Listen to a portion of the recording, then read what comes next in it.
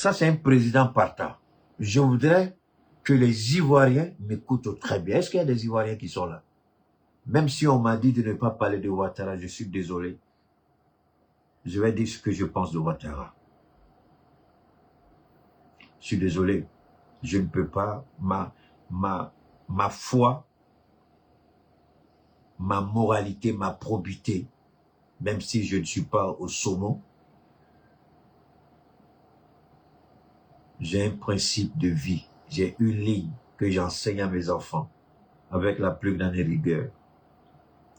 Souvent, on trouve que je suis un peu dur avec l'aumônier de mon papa, Gaussou, que vous voyez. Mais je suis pas dur. Je veux que la meilleure éducation que mon père et ma mère m'ont laissée, je voudrais qu'il ait une éducation meilleure que la mienne. Donc souvent, je suis obligé de cogner un peu dur pour qu'il comprenne.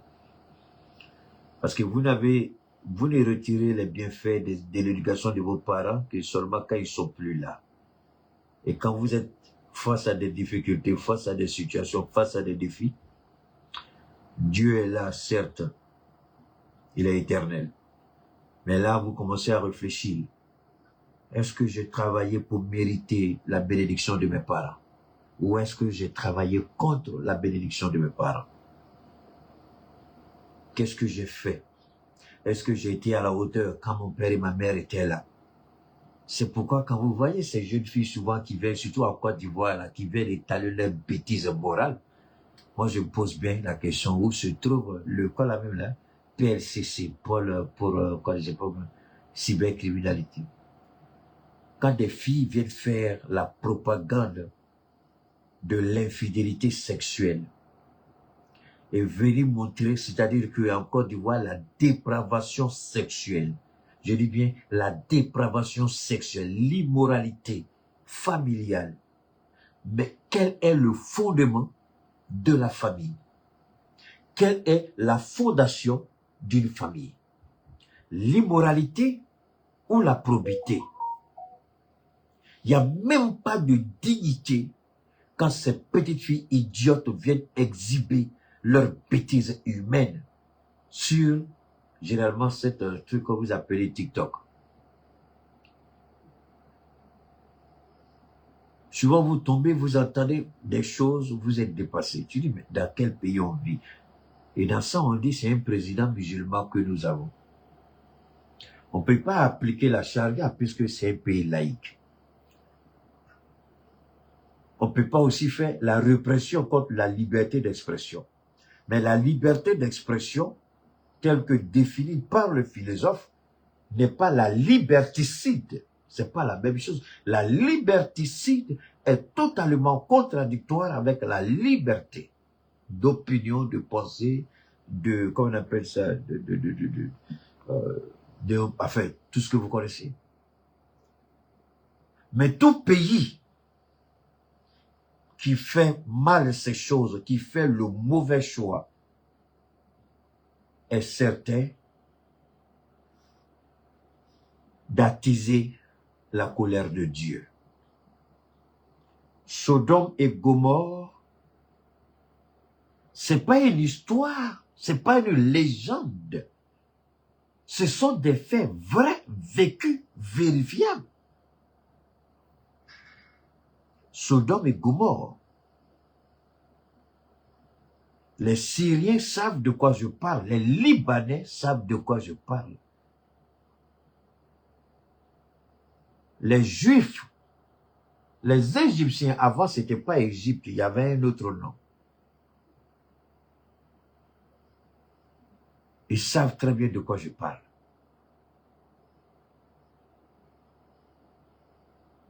Mais quand des enfants viennent, vous les regardez, mais toi, santé comme ça, là, quel homme tu vas te prendre pour t'amener chez lui à la maison? Mais malheureusement, il y a des idiots, beaucoup encore d'idiots, qui courent après ces petites filles sales. Moi, je les appelle des petites filles sales. Parce qu'elles sont sales. Physiquement, elles sont sales.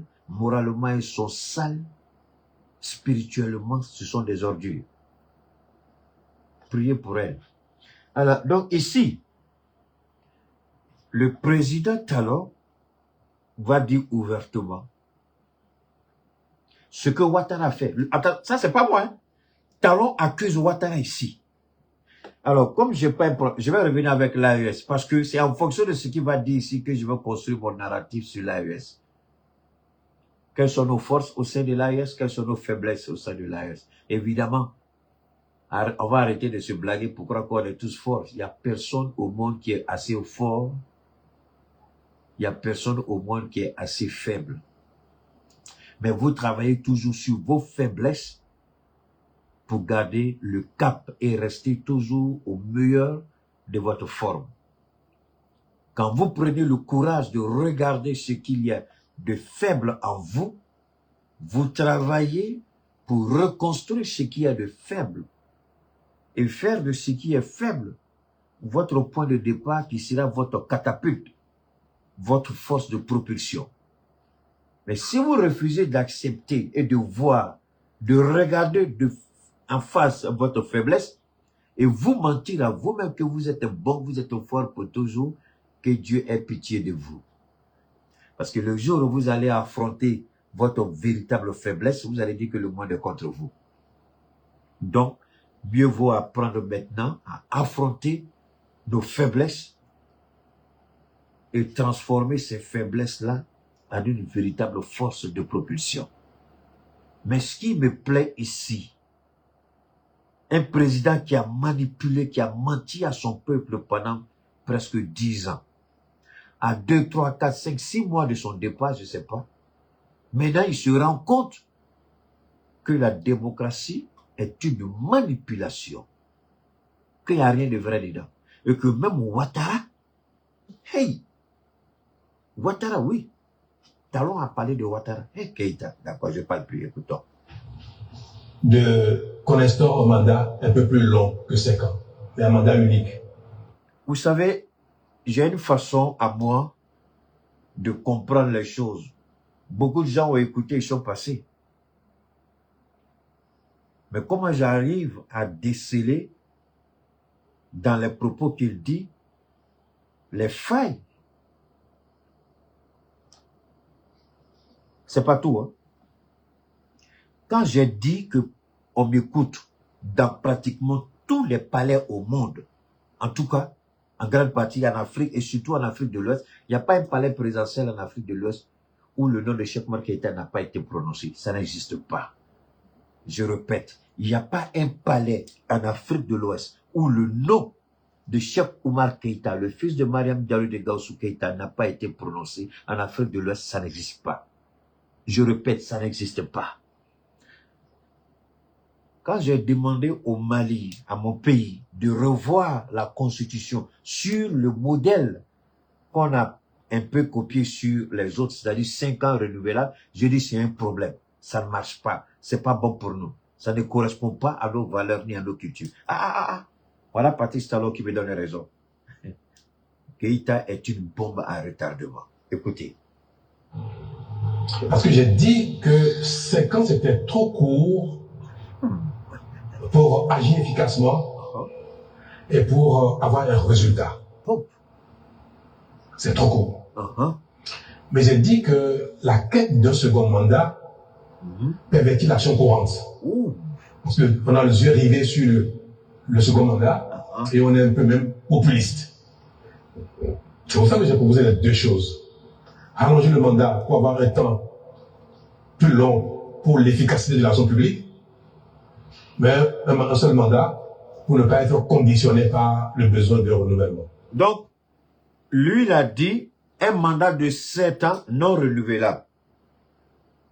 Keïta a proposé un mandat de 10 ans non renouvelable. C'est pas ce que j'ai dit? Non renouvelable. Et j'ai dit à chaque 2 ans, on fait le bilan. Si le bilan en 2 ans, les objectifs n'ont pas été atteints tout de suite, il est démis de ses fonctions, on organise de nouvelles élections. Il ne faut pas renouveler les mandats, mais aller avec un seul mandat de 10 ans. C'est ce que j'avais dit. C'est copier-coller ici que vous écoutez de la bouche. Mais avant la révision constitutionnelle du Bénin, ça c'est quelque chose que j'avais annoncé il y a longtemps, avant leur révision constitutionnelle. Mais ce qui est grave dans les propos de Talon, il faut écouter. Les révélations vont vous donner des sueurs froides. 10 ans après, il était de la charge. Je peux vous dire que je suis plus que jamais convaincu que 5 ans c'est trop court. 5 ans c'est court, ok. Surtout, si c'est pas un mandat unique. Ok. C'est un paradoxe, c'est un appareil. Surtout si ce n'est pas un mandat unique. Voilà, c'est ici, pas de Ouattara. 5 ans est trop court. Écoutez bien ce qu'il va dire de Ouattara. Parce que c'est lui qui est élu pour le premier mandat. Ouattara, si un homme politique, il voudrait forcément un second mandat. Oui, oui. La vocation politique ne s'exprime pas seulement pour exercer la charge, la fonction une seule fois. Vous savez tout très bien. La plupart des acteurs politiques qui postulent pour être dans la public, ils avaient bien fait le nombre de mandats qu'il faut, 2, 3 ou 4 si possible.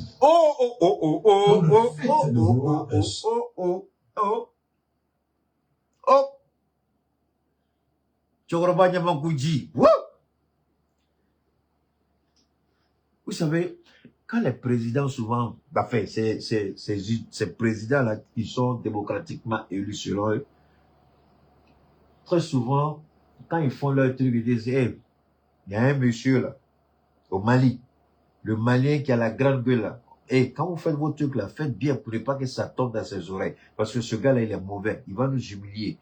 Patron, tu as dit que j'étais humilié par rapport à Tigri, non? C'est ta vraie humiliation arrive maintenant, Patrice. Il faut écouter. Second mandat requiert que le premier ait un bilan. Ok. Si vous faites un premier mandat qui n'a pas de bilan, vous ne pouvez pas solliciter de vos concitoyens de vous reconduire de la charge. 1 milliard par jour, Alassane Ouattara. Wouh! Il ne faut jamais bilan, mais ils sont toujours là. Ah, les ponts, les routes. Oh, j'avais oublié. Pont, route. Eh, Allah. Allez-y. Ibrahim n'a pas fait Université de Pennsylvanie. Il n'a pas fait Polytechnique de Paris. C'est pas ça? Il n'a pas fait Berkeley. Il n'a pas fait Harvard. C'est pas ça? Les grandes universités à Londres et aux États-Unis, il n'a rien fait de tout ça. Mais regardez le résultat sur le terrain. 0 endettement. Tous les financements. Le Burkina n'a pas de port. Le Burkina vient de commencer son industrialisation. C'est pourquoi je demande encore à mon président Goïta de commencer à prendre des parts dans la création et la mise en place d'industries. Parce que seuls nos pays, pourquoi? C'est pourquoi j'ai dit tout à l'heure, là, je vais casser la baraque, force et faiblesse. On a une capacité, c'est vrai, mais on a d'énormes faiblesses qu'il faut rapidement combler. On n'a pas de port, on n'a pas de façade maritime. On n'a pas d'activité industrielle assez conséquente pour avoir un retour dans ce qu'on appelle dans la mise en place de, comment vous dire ça, du budget de l'État. On est obligé de nous endetter pour financer le budget de l'État. Voilà comment le petit blanc, les bâtards politiciens français, dès qu'ils sont, voilà ce qu'ils ont fait. Endettez-vous pour financer votre développement. Et puis on va jusqu'à dire à 70% de votre PIB. Il y a beaucoup de bâtards que vous êtes. Notre PIB, là, ça vous regarde. Alors, en même temps, il vous empêche d'avoir des entreprises, des industries, pour que votre PIB soit important. On vous maintient dans une domination parce que si vous avez des industries chez vous, eux, leur production industrielle, là, ils vont écouler ça comment? Ils vont écouler ça où? Qui va payer? Mais eux, ils produisent pour venir écouler chez vous. Ils viennent prendre votre matière, ils vont transformer, ils viennent vendre. Donc, c'est eux qui ont les PIB, mais vous êtes en deçà de ce qu'on vous demande. On vous incite à aller prendre crédit pour venir financer votre développement. À un moment donné, on dit, vous avez pris trop crédit, il faut payer. Sinon, on ne peut plus vous donner l'argent. Je suis le pire cauchemar de l'impérialisme, les bâtards comme ça, là. Alors, vous avez compris là. Alors, maintenant, on vous dit c'est ça. Mais voilà le capitaine qui dit, j'ai compris. Donc, le Burkina, l'État du Burkina participe aujourd'hui à l'État où je vous parle. L'État burkinabé a il y a tellement d'argent dedans. C'est-à-dire le gouvernement a tellement d'argent que c'est étonnant comment il a pu avoir toute cette fortune. Parce qu'il a compris. J'ai pas de port, j'ai pas d'industrie, j'ai pas de revenus. On veut que je m'endette pour financer le développement de mon pays. Je le ferai pas. Qu'est-ce que je fais? Je fais la stratégie chino-russe. Qu'est-ce qu'a développé la Russie et puis la Chine? La Chine participe dans la plupart de toutes les grandes entreprises chinoises. Idem pour la Russie. Donc, l'argent rentre à flot. Non seulement la Chine est un grand pays, avec une population extraordinaire, plus de, je sais pas quoi, combien de milliards, là, je sais pas. Mais le capitaine a compris. Mais c'est ce qu'il nous faut. Si nous ne participons pas, si nous ne sommes pas actionnaires dans des entreprises, c'est ce qui a fait de la Côte d'Ivoire de 1960 à 1980, c'est ce qui a fait de la Côte d'Ivoire le miracle ivoirien. Il y avait ce qu'on appelait le capitalisme d'État que Houphouët avait mis en place. Mais évidemment, quand ils ont commencé à dilapider les fonds de l'État, à dilapider les entreprises, ces entreprises ont commencé à faire faillite. Donc, puisque l'argent ne rentrait plus, et que Houphouët avait déjà mis la barre trop haute, il fallait aller s'endetter. L'endettement est arrivé à un point. L'endettement a commencé à atteindre le plafond à partir de 1985-1986, et c'est là que le voleur est rentré en Côte d'Ivoire en 1988-89. Et le FMI, à partir de 85, a mis le frein et dit on ne donne plus l'argent. Ils ont commencé à faire le chantage sur Houphouët.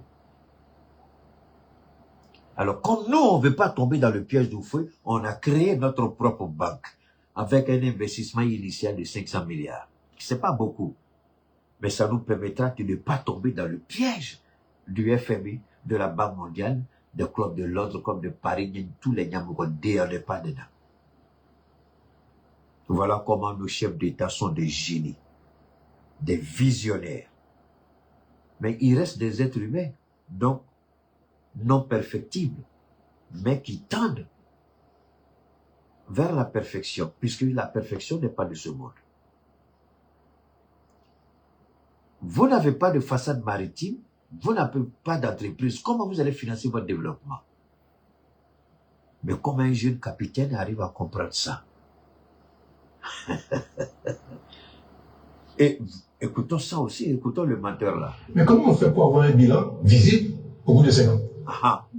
On ne fait que des choses visibles en apparence. Donc, quand nous disons que nos présidents de l'AES ont fait une projection de 5 ans, 5 ans, on a encore regardé le petit blanc. Donc moi, je voudrais même que les peuples de l'AES, comment on appelle ça, les trois organes législatifs de l'AES, qu'ils fassent une proposition, il ou elle, je m'en fous, prenez ce que vous voulez de près, parce que vous ne voulez pas. Une proposition pour accorder un mandat de 10 ans à nos trois présidents. Un mandat de 10 ans, renouvelable ou non renouvelable, qui trouve la formule. 5 ans, on n'a qu'à sortir dans les considérations trop occidentales. 5 ans, on sort dedans. En 5 ans, nos présidents ne feront rien. Dieu merci. En un an de gestion de pouvoir, à la tête de l'AES, le président Goïta a pu mettre en place des fondements que ni la CEDEAO, ni l'Union africaine, aucune organisation sous-régionale africaine n'a pu réaliser ce que l'AES a réalisé en un an. Aucun. Ça n'existe pas. Montrez-moi une seule région en Afrique. S'ils ont pu faire ce que nous avons fait avec un an. Le président Goïta a eu un an. Et les un an, les bouchées ont été mis double. Une banque a été créée. De grands projets sont sur la table. Il a dit dans son interview, peut-être que vous allez écouter après, si on a le temps, on fait passer un petit bout. Mais attendez. C'est pas seulement la banque. La question de la monnaie, ne vous en faites pas, je vais venir avec, ne soyez pas pressés. Mais il y a des grands projets qui sont en cours. Et c'est la banque qui doit prendre en compte la réalisation de ces projets. Et c'est fondamental pour nous. Alors, on va continuer d'écouter Talon. On écoute. Mais qui manque souvent de profondeur, de qualité. Oh! Une telle situation pousse les gouvernants, les dans la République, les régimes, dans la précipitation. Et tout ce qui est fait est bâclé. Wow. Ah, ouais, tu n'as pas tort. Petit, c'est vrai. Route biodégradable en Côte d'Ivoire. Pont dégradable. Pont biodégradable. Est-ce que c'est moi? Bon, il y a ma chérie qui dit, il ne faut pas parler de Ouattara. Je ne parle pas de Ouattara ici. Il a parlé. Maintenant, comme on a vu les routes biodégradables, il dit tout est fait dans la précipitation. Ah, c'est pas moi, c'est Talon qui parle. Il faut écouter. Aux études, sans compte expertise, le temps qu'il faut aux entreprises pour exercer. Sans contre-expertise. Voilà des présidents voleurs et marmailleurs, la bénédiction de Dieu, l'invocation de Dieu est en train de répondre aussi. Comment on dit ça en bon français? Attendez. On a invoqué Dieu pour humilier nos adversaires. D'accord, merci. Et Dieu est en train de répondre à nos supplications, à nos invocations. Vous avez entendu ce qu'il a dit là? Ces présidents-là, pendant le premier mandat de 5 ans, il n'y a pas de contre-expertise. En d'autres termes, l'opposition est muselée. Tu parles pas. On veut juste que les gens voient. On s'en fout que c'est bien fait, c'est pas bien fait. Donc, il n'y a pas un contre-pouvoir. Voilà un président démocratiquement élu.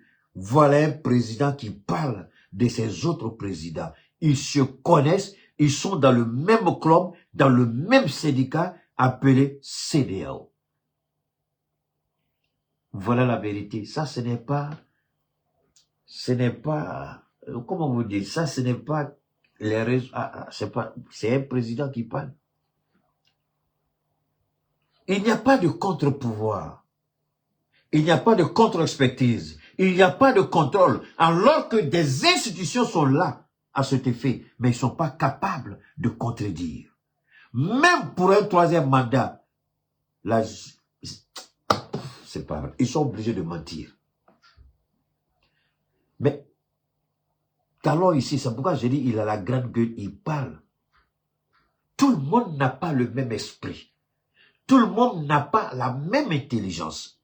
Tout le monde n'a pas la même capacité de comprendre les choses. Comme dit mon jeune frère Johnny, tout ce qui est court sera découvert.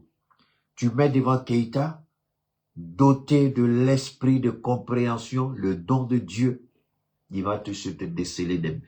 Et là, il croit qu'il a fait quelque chose d'extraordinaire, mais il ne sait pas qu'il a cloué ses autres présidents. J'aurais souhaité voir nos journalistes. Et Keïta, tu demandes trop à nos journalistes, est-ce que de toute façon, quand tu réfléchis là, est-ce qu'ils réfléchissent comme ça? Ah, ils sont allés à l'école, non? Ils ont le diplôme, ils ont passé concours, donc je suppose que ça, c'est un petit jeu. Voilà là où l'AES, la télévision de l'AES, devrait avoir une puissance de frappe. Là où des idiots comme ça, quand ils parlent, ils pensent qu'ils ont bien fait, vous sortez et puis vous contredisez tout ce qu'ils ont dit et vous mettez les mensonges à nu. J'espère que mon jeune frère Abdou Niang sera à la hauteur. Ça, c'est un chantier immense, colossal. Je comprends pourquoi les yeux. Ah, bon, on n'est pas téclégué. Écoutons encore. Quand c'est des travaux, c'est une réforme, on va, tout ce qui relève de l'action publique est fait de la précipitation. Ok, merci beaucoup. Parce qu'on veut, au bout de 2 ou 3 ans. Vous comprenez, Dieu est bon. Eh Allah, mon Dieu est bon. Il vient de me donner raison sans que vous ne voyez. Ok, on va s'arrêter un peu. L'homme qui se vante, alhamdulillah, Allah Akbar, béni soit le nom du Très-Haut. Qu'est-ce que je vous ai dit? Précipitation et vitesse, c'est pas la même chose. C'est pas ce que je vous ai dit. J'ai dit aller vite et aller précipitamment. Précipitation, c'est très dangereux. Mais allez vite. Vous prenez le temps, vous organisez, et puis le catapulte vous propulse. Vous allez et vous réalisez. Mais précipitation, vous dites, et c'est pas ce qu'il est en train de dire ici. C'est pas ce qu'il est en train de dire. Il n'est pas en train de me donner raison. Sur précipitation et vitesse. J'ai pris au moins 2 séances pour vous bien vous expliquer ça. 2 séances consécutives. Et voilà un président qui vient me donner raison.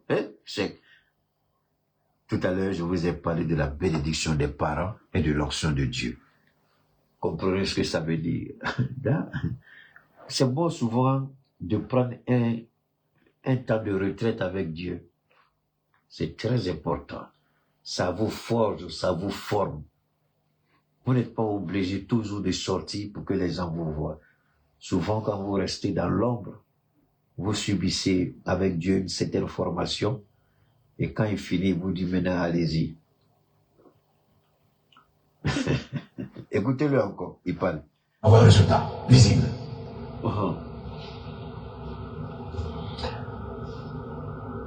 Les pays qui font 4 ans, les grands pays, 4 ans, 5 ans. Des pays dans lesquels tout est déjà fait. Oh! On va prendre l'exemple des États-Unis qui font 4 ans. L'exemple de la France qui est passé de 7 ans à 5 ans.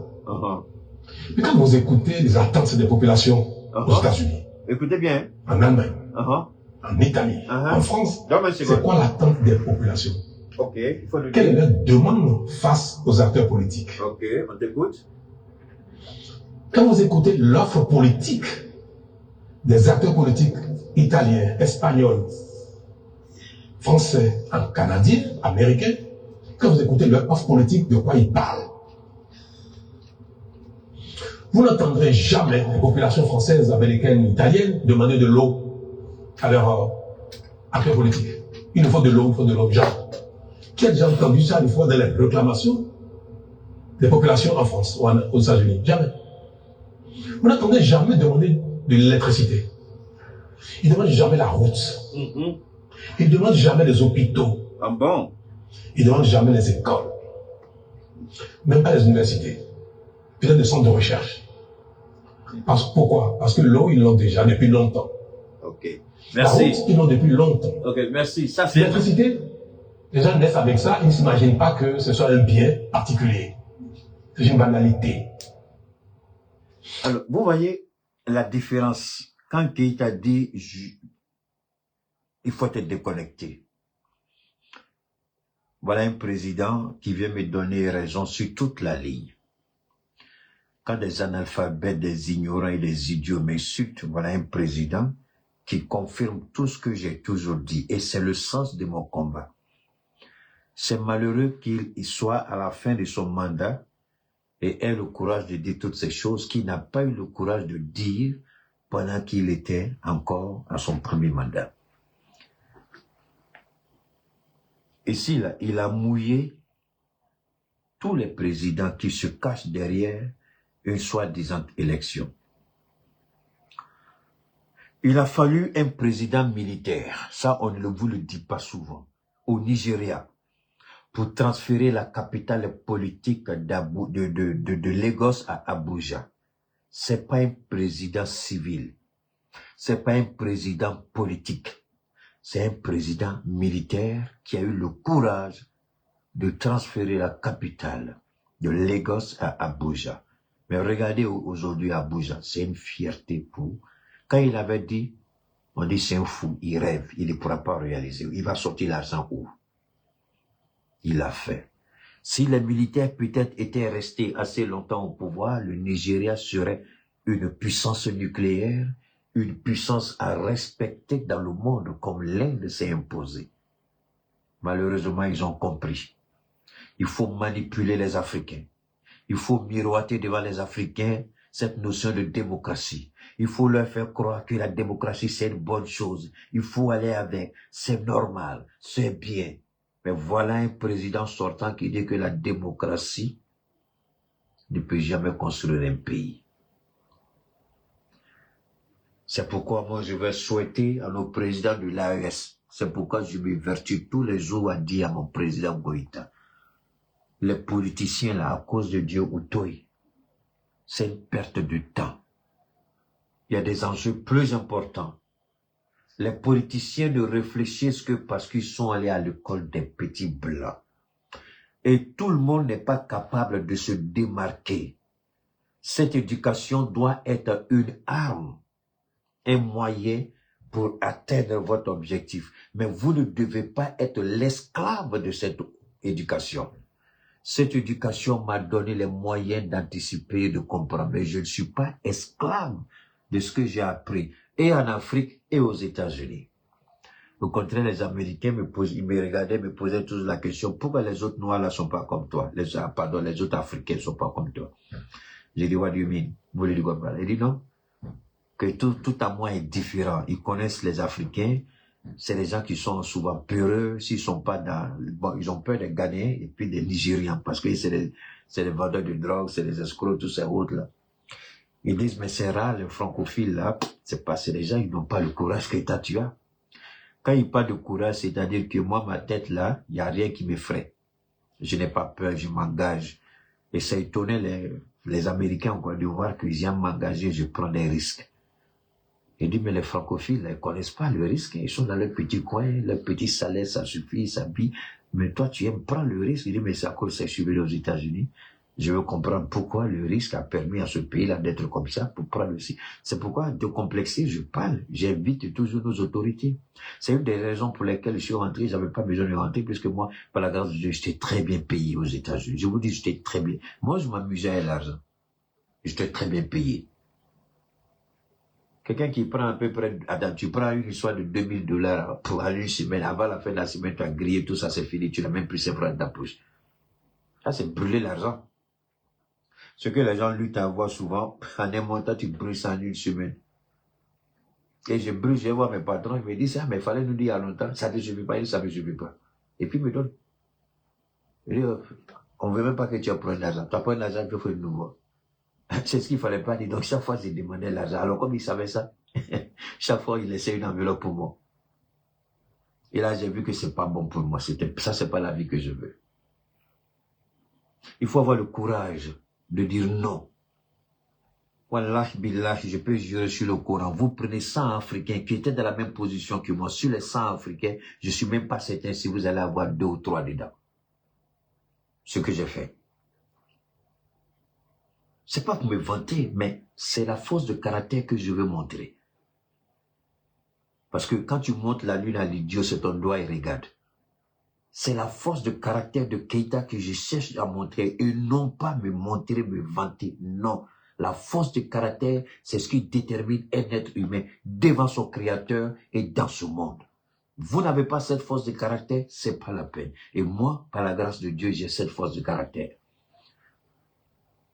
C'est pourquoi je suis décomplexé, moralement, culturellement, historiquement, mentalement, psychologiquement, spirituellement, je suis décolonisé. Tu vas me dire quoi?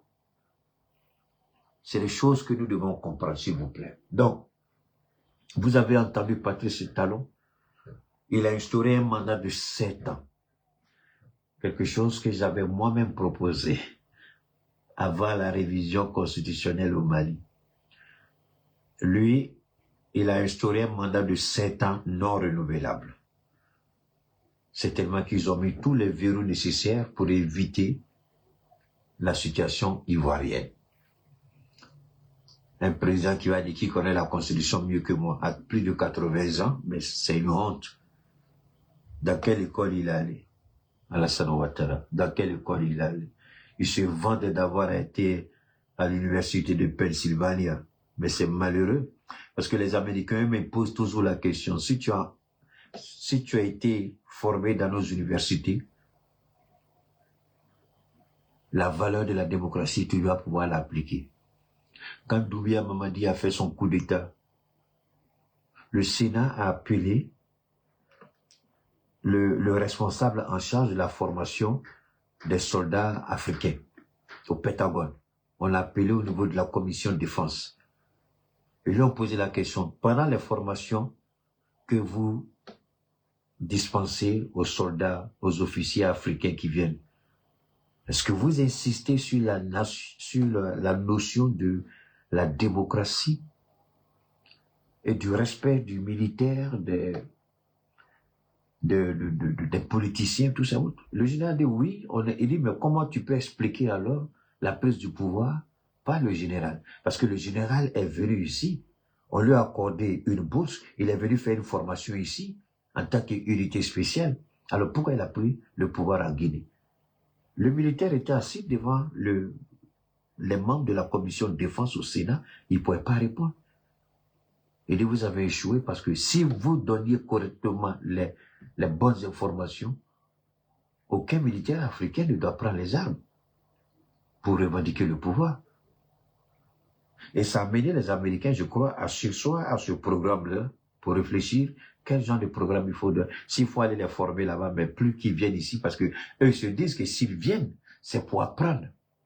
Alors, qu'est-ce que cela nous dit sur Alassane Ouattara? Si on retient ça des militaires et des gens qui vont étudier alors, surtout dans le monde de la finance, quelqu'un qui prétend avoir travaillé dans la haute finance, là, il y a une question. Soit Ouattara a toujours été malhonnête. Et d'ailleurs, ce que j'ai dit, je vais m'arrêter là. Les Ivoiriens, vous êtes là, et j'ai une bombe encore à lâcher sur Télé Brahima. Mais avant, je voudrais dire à tous ceux qui nous contactent par rapport à nos produits, on a différentes façons. Je vais vous présenter un certain nombre de trucs. D'abord, je voudrais vraiment insister. C'est avec un cœur un peu lourd que je voudrais aborder ce sujet-là. La semaine dernière, il y a beaucoup de gens qui m'appelaient par rapport à leurs produits. Et bon, quand j'ai mis en place un système de livraison, j'ai mis la pression sur les gens. Vraiment la pression.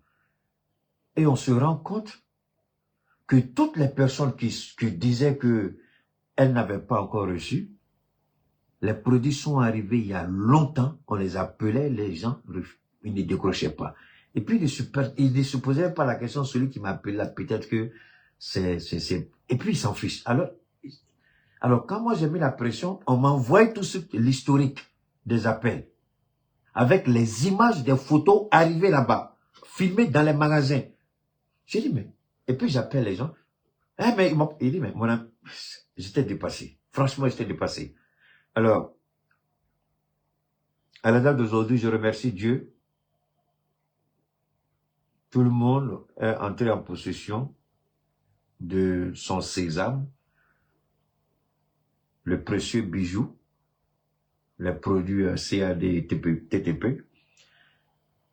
Je vous demande pardon. Quand vous venez à moi, s'il vous plaît, vous avez un besoin. Vous savez très bien que la facture est légèrement salée quand vous payez. Comme je dis toujours, c'est pas moi qui vais vous appeler parce que je prends pas les produits moi-même pour aller au Canada, aux États-Unis, en Pologne, en Russie, en Chine, en Italie, en Espagne, en Angleterre, en Allemagne ou en France. C'est avec des gens que je travaille. Donc, une fois, faites beaucoup attention. Et puis, si vous voyez un appel, même si la personne n'a pas laissé de message, mais essayez de retourner pour voir.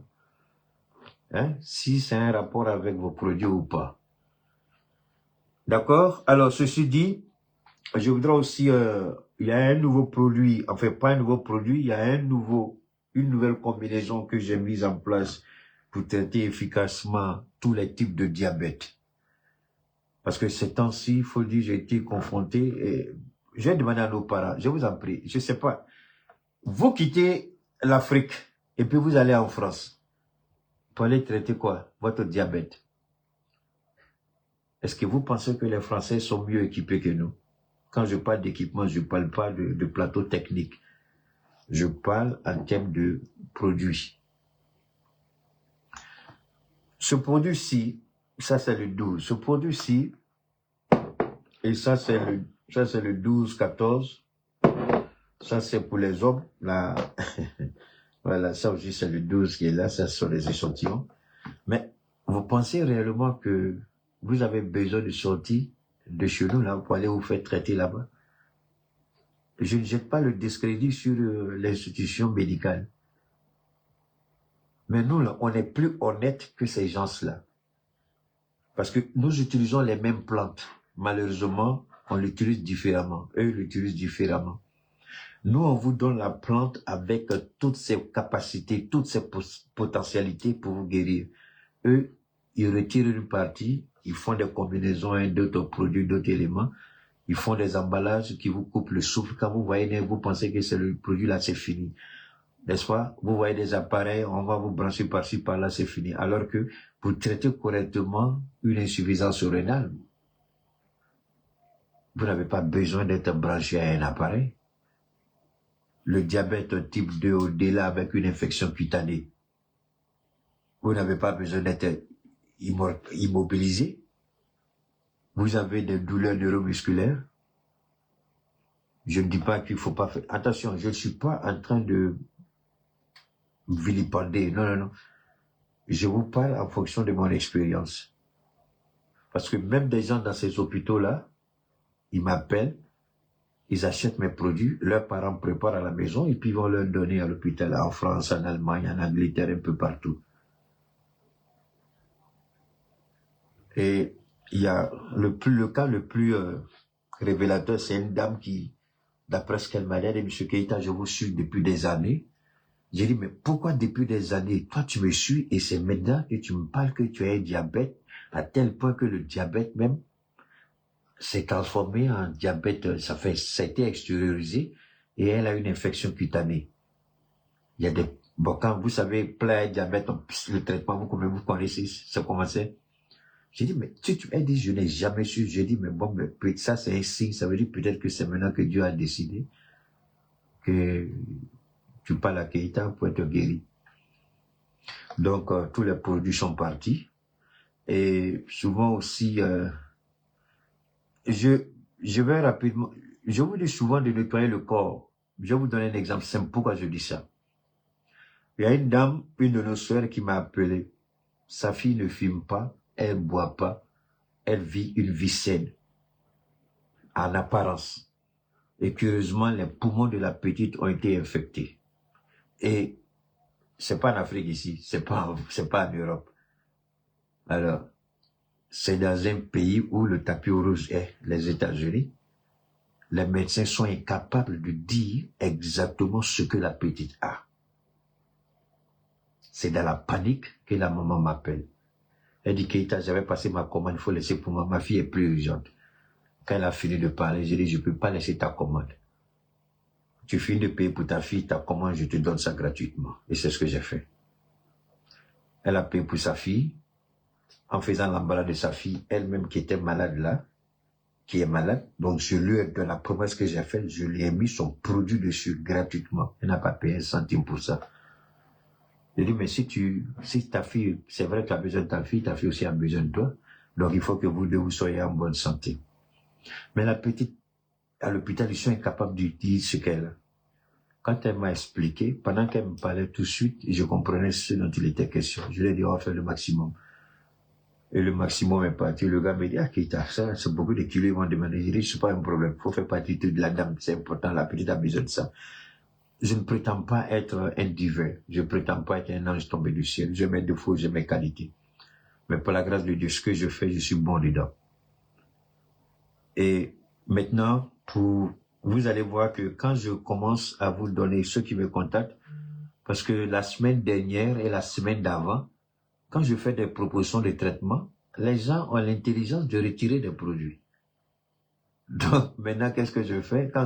Avant de répondre, je dis tous les produits que je donne là, tout est obligatoire. Tu as retiré un dedans, il faut aller ailleurs. Moi, je ne te vends pas mon produit. Alors, ça veut dire quoi? Ça veut dire que moi, je propose des traitements complets. Je prends le temps, je réfléchis, j'analyse, je fais des recherches et je mets des combinaisons.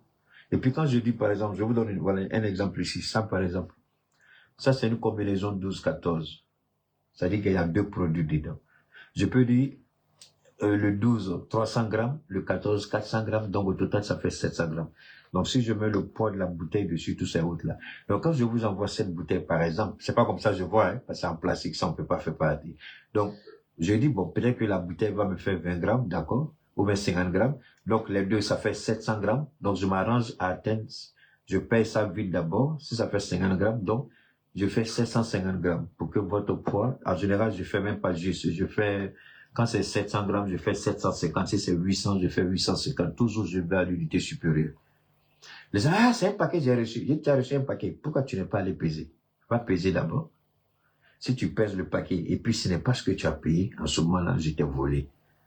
Mais je t'ai pas dit que je t'envoie 3, 4, 5 paquets. Je t'ai dit, je fais une combinaison, et puis je t'envoie les produits. Maintenant, quand tu reçois les produits, tu es libre d'aller peser pour voir combien c'est. Est-ce que c'est 700 grammes? Est-ce que c'est 800 grammes tel que je l'ai dit? Parce que vous payez, c'est par gramme que je facture. Donc, si je vous ai facturé pour 500 grammes, alors que vous n'avez pas 500 grammes, c'est normal que je vous ai volé. Et par la grâce de Dieu, alhamdoulilah, ça n'arrivera jamais.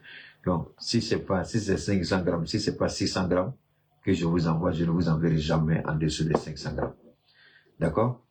Alors, ceci dit, il y a beaucoup de pathologies. D'accord?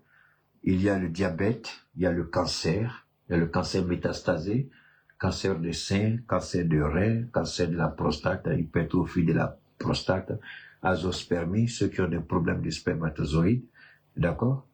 Il y a le liquide sperme, où il n'y a pas de spermatozoïdes, évidemment, ça pose un problème de fertilité.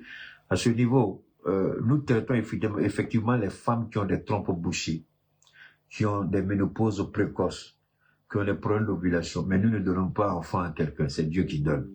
Nous vous mettons dans les conditions optimales pour pouvoir concevoir.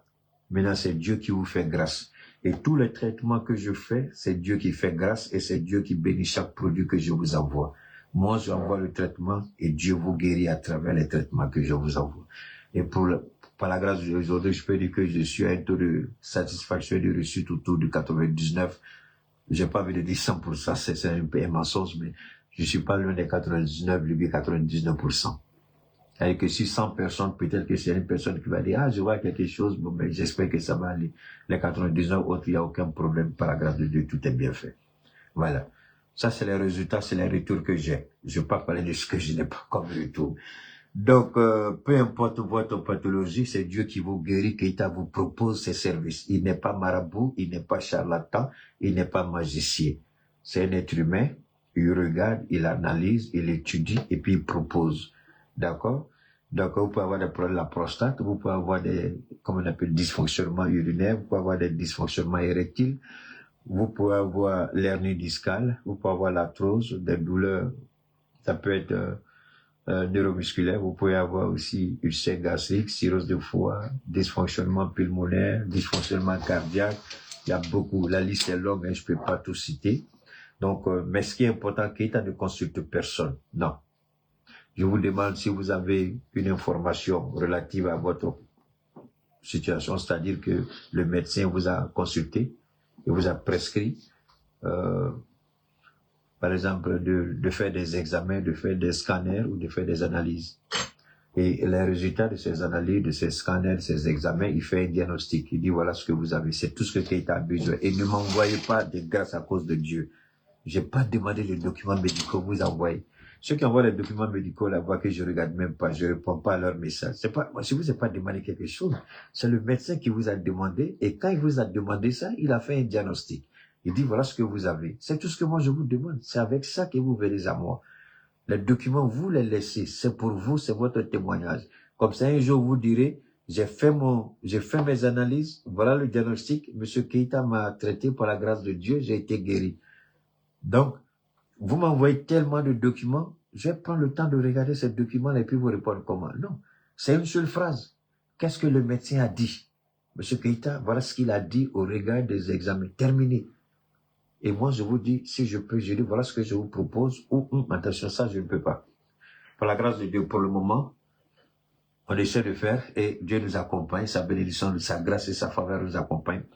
Donc, c'est le 223 72 77 47 88, 223 72 77 47 88. Malheureusement, il y a des gens qui continuent toujours d'envoyer des messages sur le 223 72 25 70 70. Et je ne réponds plus à ce numéro-là.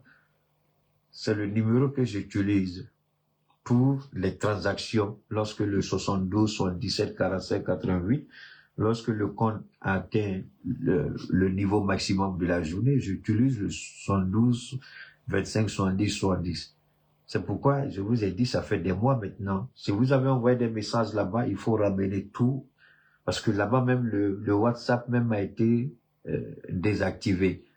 Vous envoyez des messages, vous croyez que je vois les messages, mais je ne les vois pas. Le WhatsApp a été désactivé. Le WhatsApp du 72 25 70 70 a été désactivé. Donc, vous venez directement sur le 72. Évidemment, l'indicatif, c'est le 223, c'est le Mali. 72 77 47 88. Je répète, 72 77 47 88. 72 77 47 88. Merci infiniment. Alors, et ceux qui ont déjà reçu leurs produits, qui ont commencé les traitements, propre rétablissement à toutes et à tous, on est ensemble. Dieu continue de faire grâce et nous continuons aussi de vous accompagner, de vous soutenir pour que vous puissiez vous retrouver dans de meilleures formes et reprendre le cours normal de votre vie. Même si vous avez fait un AVC, c'est pas un problème. Par la grâce de Dieu, on peut vous accompagner. Si aussi, j'allais revenir à la petite là. Elle, apparemment, elle n'avait rien de mauvais. Hein, j'avais ouvert une parenthèse. Mais elle a les poumons qui sont infectés. Et ils ne savent même pas de quoi il s'agit. Mais quand vous nettoyez régulièrement votre corps, c'est le genre de problème que vous ne pouvez pas rencontrer. J'ai dit à sa maman, j'ai dit, mais pourquoi vous ne faites pas ça? Mais attention, les Indiens et les Chinois, particulièrement ces deux pays, les gens vendent ce qu'on appelle le complément alimentaire. Je ne vous conseille pas ça. Nous, on a ça ici, moi j'ai ça. Non, celui-là, avant c'était ça que je proposais, mais j'ai renforcé la capacité, j'ai renforcé. Maintenant, c'est ça que je propose, c'est-à-dire la combinaison 12-14, la belle ivoirienne. La combinaison 12-14, et puis le ça. Et puis ça, le TTP 40. La belle ivoirienne, c'est ça. Voilà, le TTP 40, vous pouvez voir. Et avant la belle ivoirienne, c'était juste ça. Le 12 et puis le TTP 40. Mais j'ai renforcé plus, donc je ne fais plus le 12, mais je fais au contraire la combinaison 12, 14. Évidemment, c'est 400 grammes que je fais, ça c'est plus que 400 grammes. Donc c'est juste préventif, d'accord? Donc ce n'est pas... Bon, ça peut aussi guérir parce que j'ai donné à des gens qui étaient monoposés, à des jeunes filles que j'ai voulu aider comme ça, mais qui ont vu leurs règles et qui avaient plein de maladies, plein de pathologies. Les deux seulement, elle dit, ça fait des années que je traînais des maladies que je n'ai jamais pu guérir, mais quand tu m'as fait la grâce de ces deux trucs-là, Keïta a dit, mais c'est pas vrai, je suis devenue une jeune fille, j'étais ménopausée, maintenant je vois mes règles, j'étais tout le temps malade, je ne suis plus malade, tout le temps fatigué, je ne le suis plus. Donc, c'est ça que j'utilise pour le nettoyage. Ça n'a rien à voir avec les compléments alimentaires ni des Chinois ni des Indiens. Voilà ce que je propose pour le nettoyage du corps. Et ce n'est même pas tous les jours que vous prenez. Celui-ci, il est grave. Ça, c'est le week-end seulement tu prends. Ma chérie, ou bien mon frère, tapez ça là, travaille là, tu vois qu'il t'était dormi dans WC. Parce que lui, il te nettoie correctement et copieusement toutes les impuretés. Toi-même, tu regardes, tu te dis, c'est pas vrai. C'est ça qui sort de mon corps, mais c'est ça, c'est parce que tu n'as jamais fait. Donc, nettoyez le corps, je vous en prie. Parce que ces produits-là, c'est dans le sang. Donc, il nettoie tout le sang, les organes. Et même s'il y avait des pathologies qui essaient de se développer, tout ça, ça s'arrête tout de suite. Ceux qui fument surtout, vous qui fumez, vous buvez là, c'est bon pour vous. Vous qui travaillez au dehors, dans la poussière, vous respirez n'importe quoi, même si vous êtes chez les petits blancs, là, ne croyez pas que vous êtes là-bas, vous ne pouvez pas tomber malade. Vous avez besoin de mes produits. D'accord? C'est le 223 72 77 47 88. Alors, on revient. Nos présidents sont confrontés à de véritables challenges aujourd'hui. On va revenir ici. Ici à Koulouba. Bonsoir Fousséni. Bonsoir Sira, bonsoir Excellence. Bonsoir. Alors, bienvenue sur ce plateau. Monsieur le Président, une année de présidence de l'AES, c'est un parcours, ce sont des étapes. Dites-nous, quels ont été les premiers actes posés lors de votre présidence? Ok. Quel est votre regard? Je vais arrêter ça d'abord. Je vais arrêter ça d'abord. Et puis je vais revenir ici. On va écouter ça. Qu'est-ce qu'il faut faire pour libérer la Côte d'Ivoire? Et il faut se mobiliser pour libérer la Côte d'Ivoire. Et c'est nous qui devons libérer notre pays. C'est nous qui devons mettre fin à cette escalade de la violence, à cette prise en otage de la Côte d'Ivoire. C'est nous qui devons libérer notre pays. C'est pourquoi nous sommes ensemble. Écoutons bien. Et c'est pourquoi l'Assemblée nationale doit échapper à M. Alassane Ouattara. Parce que déjà, avec le pouvoir exécutif, avec son gouvernement, regardez le dommage qu'il cause au pays. Les problèmes que nous rencontrons. Si demain, il a le contrôle de l'Assemblée nationale et qu'il peut faire voter des lois à sa guise, faire ce qu'il veut du pays, ce pays nous aura échappé définitivement. Ce sera la dynastie des Ouattara qui va s'installer sur la Côte d'Ivoire. Et personne d'autre ne pourra prendre le contrôle de ce pays en dehors du clan Ouattara. Voilà l'enjeu. Et Allah. Nous ne pouvons pas laisser la Côte d'Ivoire entre les mains de Ouattara. Laisser la Côte d'Ivoire entre les mains de Ouattara. Nous n'avons pas le droit d'incarner ce combat ici à Yopougon. De se mettre au service de la Côte d'Ivoire ici à Yopougon. Et notre devoir, c'est de les accompagner, de les soutenir. Parce qu'ils mènent notre combat. Ils mènent notre combat. La seule chose que nous pouvons faire, c'est de les accompagner. Que nous soyons chefs de village, militants de base, responsables politiques, responsables de la société civile. Nous devons être tous mobilisés. Parce que la cause est nationale. Le combat que nous menons, ce n'est pas le combat d'un seul parti politique. C'est le combat de toute la Côte d'Ivoire. Et c'est pourquoi toute la Côte d'Ivoire est ensemble. Donc je compte sur vous. L'enjeu de... Moi, monsieur le président, mon président Afi, grand frère, merci beaucoup. Je crois sincèrement que vous le dites avec honnêteté. Je suis convaincu que c'est votre aspiration profonde. Je suis sûr, monsieur le président, Afi N'Guessan, que vous ne trahissez pas la cause quand vous vous exprimez ainsi. Mais voilà, moi, j'ai un sérieux problème. J'ai un sérieux problème.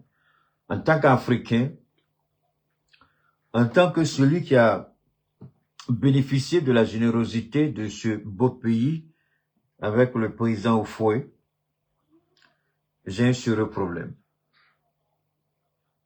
Ouattara n'a jamais respecté la Constitution. Moi, je voudrais que M.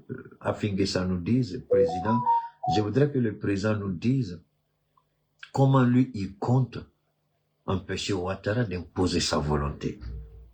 Si je ne m'abuse, ils sont tous dans la législation actuelle.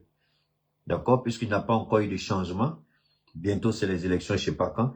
Ils sont, le français, enfin, ils étaient où ils sont dans la législation actuelle. C'est-à-dire la législation de 2020. Qu'est-ce qui a changé? Qu'est-ce qu'ils ont pu faire? Je voudrais que mon frère et ami, Diaoufou, me dise ce qu'ils ont pu réaliser. Qu'ils me disent, est-ce qu'ils ont pu imposer à l'Assemblée nationale, avec Adama Bitogo, de faire une enquête parlementaire sur les crimes qui se sont produits par rapport au troisième mandat d'Alassane Ouattara. Monsieur le Président Pascal Afi N'Guessan, souvent nous sommes convaincus que nous faisons des bonnes choses pour des bonnes causes. Mais le peuple a plus besoin d'action. C'est pourquoi la parole de Dieu est claire. La foi sans action est une foi vaine. Comment vous croyez que vous pouvez comment vous pensez que vous êtes fort si vous n'êtes pas mis au défi? Mais vous avez été mis au défi, monsieur le président Afi N'Guessan. Les Ivoiriens vous ont accordé leur confiance en 2020. Vous auriez dû tout de même vous battre au sein de l'Assemblée nationale comme l'a fait Tiemoko Assalé. Vous ne l'avez pas fait. Tiemoko Assalé a donné un exemple il n'y a pas longtemps sur le budget. Quand le ministre du budget était là-bas, et puis il a accusé 90% de maires qui étaient des voleurs et 10% seulement. Il dit tout le monde a voté, y compris tous les grands partis politiques. Il était le seul à ne pas voter. Mais, monsieur le président Figuessa, pourquoi ce jour vous avez voté ça? La vérité commence à sortir parce que Tchibouko Salé a commencé à parler. On ne savait pas que vous avez fait ça. Est-ce que ma voix compte en Côte d'Ivoire? Je ne crois pas. Est-ce que les Ivoiriens m'écoutent? Je ne sais pas. Est-ce que les Ivoiriens vont accepter d'écouter ce que je dis? Cela dépend d'eux. Ils ont le choix d'écouter, le choix de refuser. Mais une chose est certaine, si je prétends parler au nom de Dieu et que c'est véritablement dans le nom de Dieu que je parle, que les Ivoiriens acceptent ou pas, cela m'importe peu. Parce que quand vous parlez pour Dieu, vous annoncez ce qu'il vous a demandé de dire. Tout le monde ne sera pas d'accord, mais certains vont écouter. Maintenant, si vous écoutez que vous refusez, c'est votre problème. Alors, moi je le dis, je le répète, président Figuessa, de 2020 à 2025, moi j'aurais souhaité voir, voilà un opposant, donne-moi une seconde, je vais changer de paire de lunettes, voilà un opposant, un véritable opposant. Je prends le Julius Malema, le gars, le Sud-Africain, le pire cauchemar d'un voleur de l'ANC. Il était au sein de l'ANC. Il a quitté l'ANC, il a créé son propre parti. C'est le seul qui prend la parole avec ses députés au sein de la législation sud-africaine. Il s'oppose au président. C'est quoi? Ramaphosa. D'abord Zuma, il est celui qui a poussé Zuma à la porte. Alors, ce que je voudrais dire à nos politiciens en Afrique, surtout en Côte d'Ivoire, pas en Afrique parce que l'AES n'est pas dedans. Si vous n'êtes pas en mesure de changer les choses, évitez de tenir des discours de promesses devant le peuple. Je répète, on va écouter ça d'abord. La compétition électorale du 27 décembre, c'est la paix en Côte d'Ivoire. C'est la liberté en Côte d'Ivoire. C'est la justice en Côte d'Ivoire. C'est l'égalité en Côte d'Ivoire. C'est l'unité nationale en Côte d'Ivoire. C'est le progrès social en Côte d'Ivoire. C'est le partage équitable des richesses de ce pays en Côte d'Ivoire. Voilà l'enjeu. Et c'est pourquoi, depuis plusieurs années, nous sommes ensemble, le Front populaire ivoirien et le PDCI-RDA. Ok, merci beaucoup. Et c'est pourquoi aujourd'hui... Merci au président Figuessa. Le président Koudou Laurent Gbagbo, quand il a décidé de ne pas aller à ces élections, son parti, il avait de bonnes raisons. Et nous respectons et nous allons continuer d'appuyer le président Gbagbo et de l'accompagner. Il a besoin de nous, nous avons besoin de lui. Dans la mesure que le président Gbagbo a pris ouvertement position pour l'AES, je ne saurais faire autrement que de soutenir le président Gbagbo. Et jusque-là, il est dans une dynamique qu'il faut respecter. Je reviens pour dire encore au président Figuessa, avec tout le respect que je dois à mon président, qu'est-ce que le PDCI-RDA et le Front populaire ivoirien ont pu changer en Côte d'Ivoire? Moi, c'est la question que je pose. Depuis 2020, vous êtes à l'Assemblée nationale.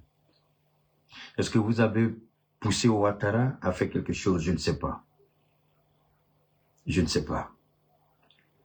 Ouattara fait ce qu'il veut, Ouattara n'écoute pas. Ouattara, il se prend pour un petit dieu, il se prend pour un petit seigneur. Ouattara se prend pour un roi. Il n'a pas sa parole fait office de roi. Mais vous, vous avez la possibilité en tant que député pour porter plainte contre les agissements de certains officiers au sein de l'appareil sécuritaire en Côte d'Ivoire, c'est-à-dire la police, les enlèvements des encagoulés. Est-ce que vous avez eu le courage d'interpeller le directeur du renseignement, c'est-à-dire le responsable de la DST? Moi, je vous ai dit, je ne fais pas la politique, mais je ne crois pas que quelqu'un soit en politique plus équipé que moi, plus aguerri que moi, plus informé que moi, plus outillé que moi. Tu es plus outillé que moi, tu vas en enfer. Ça n'existe pas. Politiquement parlant, je veux dire. Que les députés PDCI et Front populaire nous sortent des documents où ils ont voulu porter plainte contre les agissements des encagoulés. Pourquoi le directeur de la police nationale n'a jamais été cuisiné par les députés? Pourquoi le commandant supérieur de la gendarmerie se croit supérieur même aux députés? Le seul député en Côte d'Ivoire qui parle au pouvoir, et après on l'appelle, on le menace à Salé. PLC, on ne vous a pas vu. PLC, on ne vous a pas vu. Front populaire, on ne vous a pas vu. C'est à Salé seul qui est garçon devant Ouattara. Mais vous tous, vous parlez. Aujourd'hui, je reconnais la force de mon grand frère Pascal Afingessa. Je le respecte pour ça. Mais je pense que mon grand frère est venu un peu en retard. Mais comme on dit, mieux vaut tard que jamais, je pense que peut-être cette fois-ci, s'il a la chance, peut-être qu'il pourra faire changer les choses. Mais je voudrais dire au PDCRDA, je voudrais dire au Front populaire ivoirien, si vous n'avez pas les 32 à Salé, arrêtez de parler beaucoup, de faire trop de bruit. Vous en êtes humiliés. Ouattara, je vais vous dire ce que Ouattara prépare contre la Côte d'Ivoire. Ouattara n'est pas prêt. Ouattara, c'est une chose. Timoko a Salé, non, Meïté, c'est Meïlé, ouais. Timoko Meïlé, je crois. Je ne sais plus s'il sera vice-président, il va changer, les choses vont changer. Ce que j'avais annoncé de photocopie, depuis 2020, non pas 2020, non, depuis 2015. Est-ce que c'est 2015? Oui, c'est ça, oui. Attendez, Ouattara a pris le pouvoir en 2010, c'est ça, 2011, avec les armes, il a pris le pouvoir. En 2015, il y a eu élection 5 ans, en 2015 et puis 2020, voilà. Donc, 2020, normalement, Ouattara devait passer c'est là, j'ai dit que Ouattara ne quittera pas le pouvoir. Et que l'Assemblée nationale, c'est Bitogo qui devrait être président de l'Assemblée nationale après le départ de Sorobium. Mais ils ont fait tout pour amener Amadou Soumaoro au cimetière qui est décédé. Et finalement, ce que j'avais prédit est arrivé. Bitogo est devenu président de l'Assemblée nationale. J'ai dit Bitogo avait un rôle. C'était de propulser politiquement Téné Brahima devant la scène. Et quand Bitogo est arrivé au pouvoir, il est devenu gourmand. Il a tellement volé que l'État a fermé pratiquement tous les robinets financiers d'Adama Bitogo. Aujourd'hui, quand vous regardez Bitogo, je ne sais pas si je suis pas dans le secret des bois, mais je crois il fait une dépression, Adama Bitogo, aujourd'hui. Non. Quand il fait une dépression, là, ça n'est pas, vous vous enfermez dans votre maison. Non. Il sort, il parle, il n'a pas le choix. Il va aller faire campagne, il n'a pas le choix. Mais Adama Bitogo est dans une dépression. Quelqu'un qui pataugeait dans les milliards. On le voyait comment il était. Jusqu'à Chris Yapi, il avait surnommé Bochoman. Il était joufflu, mais regardez Bitogo aujourd'hui, le costume qui le plaquait hier, quand il porte ce costume aujourd'hui, il flotte dedans. Ils ont tout fermé. Les Ouattara ont tout saisi. Donc, il n'a plus le choix. C'est lui qui devait propulser. Et Ouattara a encore besoin de lui pour propulser Téné Brahima. Bakongo ne peut pas le faire. Touré Mamadou ne peut pas le faire. Parce que il y a déjà la guerre des clans au sein du RHDP. Ça, c'est un premier point. Téné Brahima n'est pas aimé au sein du RHDP. Et Ouattara le sait. Mais il a besoin de Téné Brahima pour assurer la continuité du vol des deniers publics et avoir le contrôle sur ce qu'ils ont déjà volé. Donc, il a besoin d'un certain temps pour sécuriser tout ce qu'il a volé. Et il a besoin de Téné Brahima. Mais il a deux cartes. On dit Téné Brahima peut aller à la primature, mais je vois plus sa nièce, Nasséré. Mais il a besoin aussi de quelqu'un à côté de lui. Donc ce sera compliqué de laisser celle-là partir. Ce sera un peu compliqué. Donc, l'amener à la primature, et puis envoyer quelqu'un qui va avoir un regard indélicat sur un dossier, c'est pas joli. Photocopie, il peut pas quitter la défense pour venir être secrétaire général à la présidence. C'est pas possible. Touré Mamadou, il sait qu'il est faible et qu'il est manipulable. Comme on avait Touré Mamadou, il est léger. Cissé Ibrahim Bakongo, Ouattara sait que si Cissé Ibrahim Bakongo a l'opportunité et l'occasion, il va le liquider. Il n'a pas confiance à Patrick Hachi. Il n'a pas confiance à Begré Mambé. Comme je l'ai dit, Touré Mamadou ne peut pas.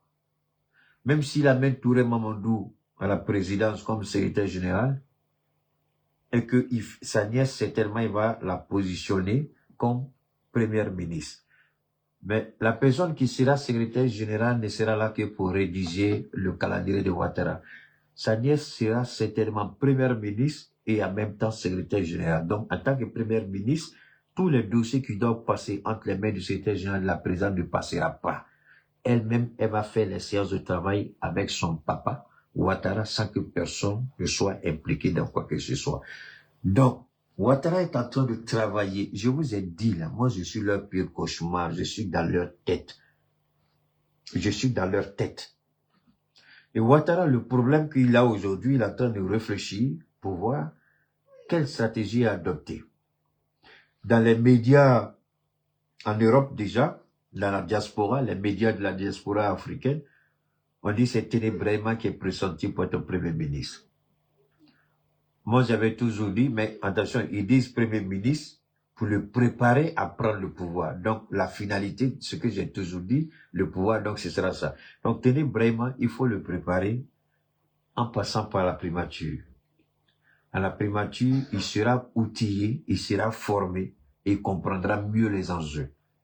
Donc, le véritable Premier ministre que la Côte d'Ivoire n'ait jamais connu, après Soroguio, ce sera certainement Ténébraiement. Tous les autres n'étaient que des premiers ministres de papier.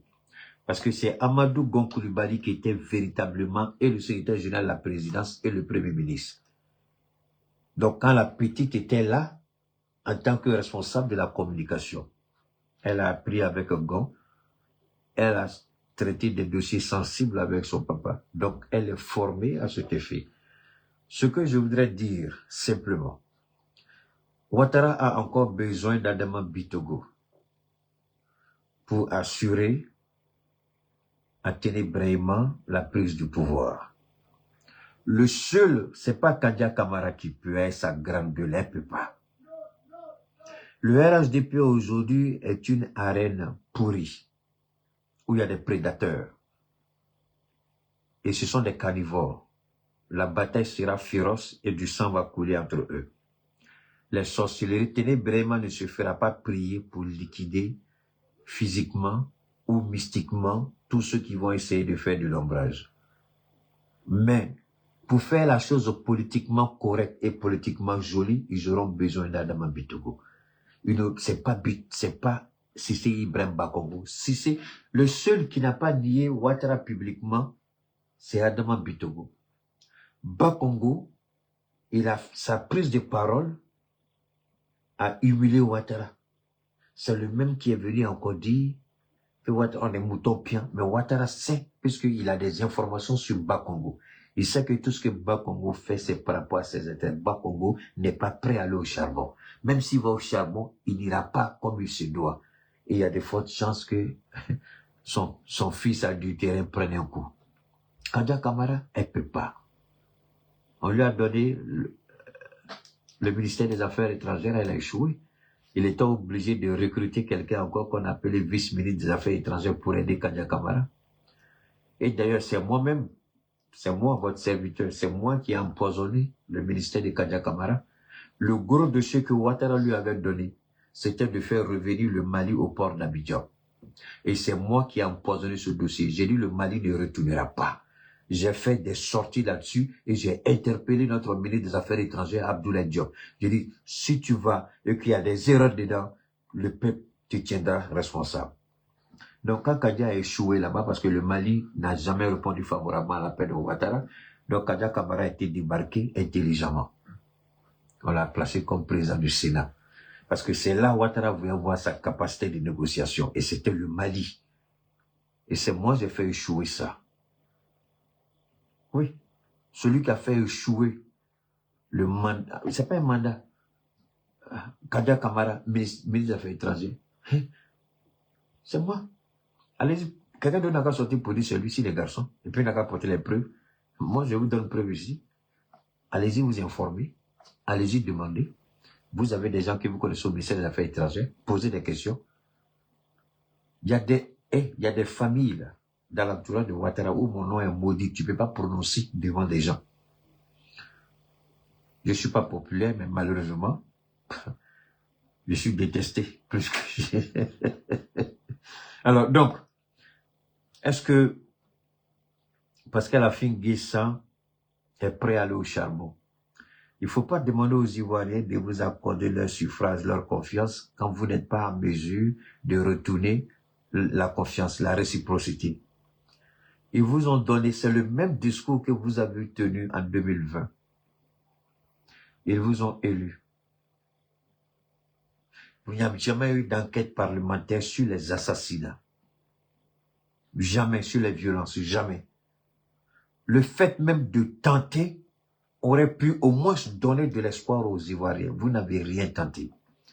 Le seul qui demandait toujours des comptes au gouvernement Ouattara, c'est Tiemoko Assalé. Vous avez toujours voté tous en complicité avec les députés RHDP. Donc, quand vous dites on ne veut pas tout donner à Ouattara, qu'est-ce que vous voulez? Qu'est-ce que Ouattara n'a pas que vous voulez récupérer? Monsieur le président Figuessa, qu'est-ce que vous avez que Ouattara ne peut pas récupérer? Ouattara, il a tout, il s'en fout que vous soyez député ou pas. Bredoumi, en violation de toutes les règles élémentaires à la matière, Bredoumi a été jeté en prison, député de la nation. Parce qu'à la fin de ça, si tu comprends, c'est-à-dire que évitez de tenir des propos devant les gens, je vous en prie. Évitez de faire ça. Parce que le monde a évolué. Le monde a évolué. La communication n'est plus polarisée par un ou deux médias. Non. Aujourd'hui, la VAR est là avec les réseaux sociaux. Vous ne pouvez pas demander aux Ivoiriens, on veut pas, on veut pas. C'est le même discours que vous avez tenu en 2020. Et qu'est-ce que vous avez changé en 2020? Nothing, zéro, popro, fouille. Alors, dites-moi, qu'est-ce que vous pouvez retirer entre les mains de Ouattara? Ouattara est un tyran, un criminel, un assassin, un voleur, impitoyable. Qu'est-ce que vous allez retirer de la main de Ouattara? Est-ce que vous avez été capable même d'interpeller le procureur afin qu'il respecte la procédure pénale en matière de la Constitution?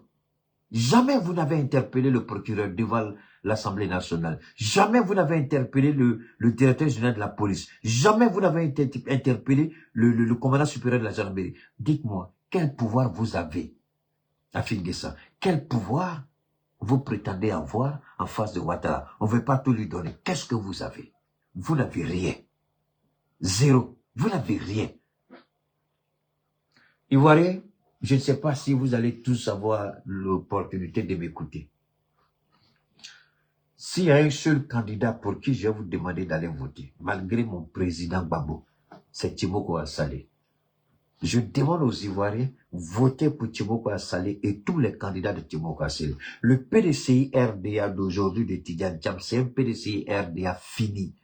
Ils n'ont aucun pouvoir. Ils n'ont rien.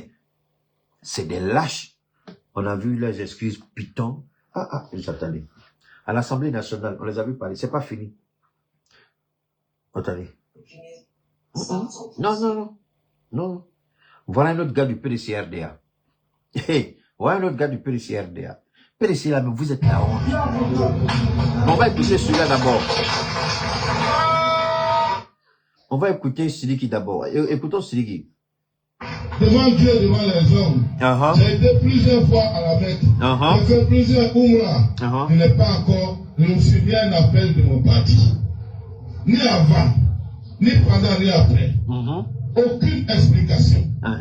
On m'a dit tout simplement, je ne peux pas être retenu un point d'être. Pourquoi? C'est pour ça que quand je vois des jeunes se promener ici, qui veulent expliquer ce qui n'est pas expliqué, par ceux-là même qui doivent expliquer, Je dis, mais quel est leur objectif? Toi, tu n'étais pas une réunion. Siliki. Tu n'es même pas proche de... Siliki. Ça, c'est le prix de la trahison. Tu as trahi Sorogio. Siliki Konaté, tu as trahi Sorogio.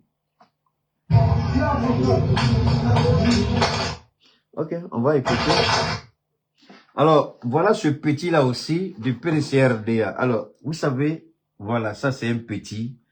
Ouais, je sais pas, c'est tellement que vous avez vu sa vidéo, je vais pas vous faire passer parce que ça n'en vaut pas la peine. Voilà, des petits idiots. Tu as demandé pardon à Ouattara. Il y a mon fali idiot que tu es là. Avant d'insulter Ouattara, tu n'as pas réfléchi pourquoi. La politique, c'est la conviction. Tout à l'heure, je vous ai dit, si vous n'avez pas le charisme, quand je vous parlais de ma vie aux États-Unis, celui qui a tourné le dos aux opportunités, si vous n'avez pas la conviction, vous n'avez pas la détermination, vous n'avez pas ce qu'il faut pour prendre certaines décisions, ne vous avisez jamais à prendre ces décisions parce que vous allez les regretter. J'ai pris beaucoup de décisions dans ma petite vie. Je peux compter au bout du doigt les décisions que j'ai regrettées. Pratiquement. Parce que j'assume toujours tout. Même dans l'adversité, dans les difficultés, j'assume. Le fait de prendre des décisions courageuses implique qu'il y aura forcément,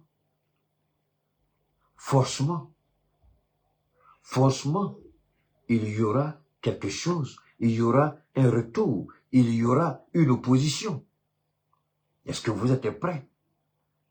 Voilà des petits là, ils sont nés plats, vilains garçons, ils sortent d'un pas dans Ouattara. Et c'était Sidiki Konaté et quelque chose comme ça, les d'un pas dans. Vraiment des idiots.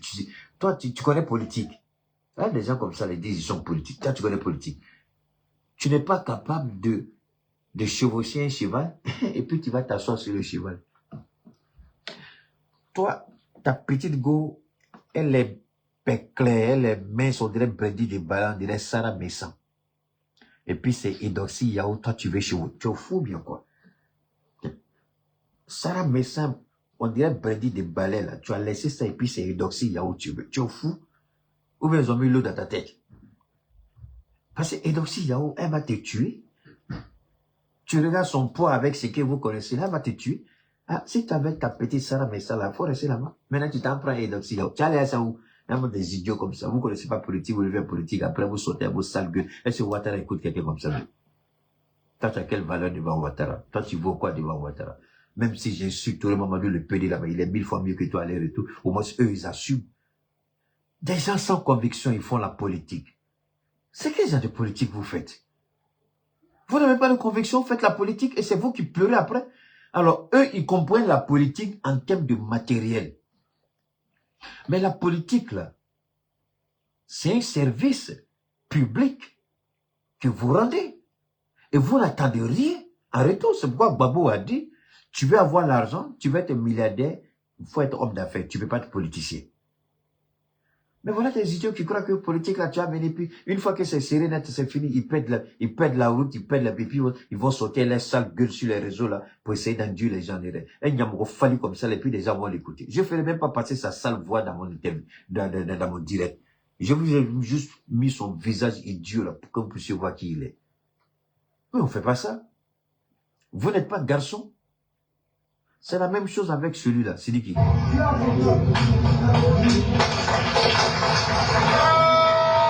Devant Dieu, devant les hommes. J'ai été plusieurs fois à la Mecque. Merci. J'ai fait plusieurs Umrah. Je n'ai pas encore... Tu es allé à la Mecque, mais tu as trahi Sorogio. Tu as fait Umrah, tu as trahi Sorogio. Mais au moins, avant de trahir Sorogio, tu as dit à Sorogio, ça ne va pas. Si je ne vais pas, ce n'est pas bon. Ah, j'ai vu le nom d'une certaine Jocelyne Emma. Jocelyne Emma, toutes mes excuses. Hein. Je voudrais dire un mot à votre Ivoirienne là.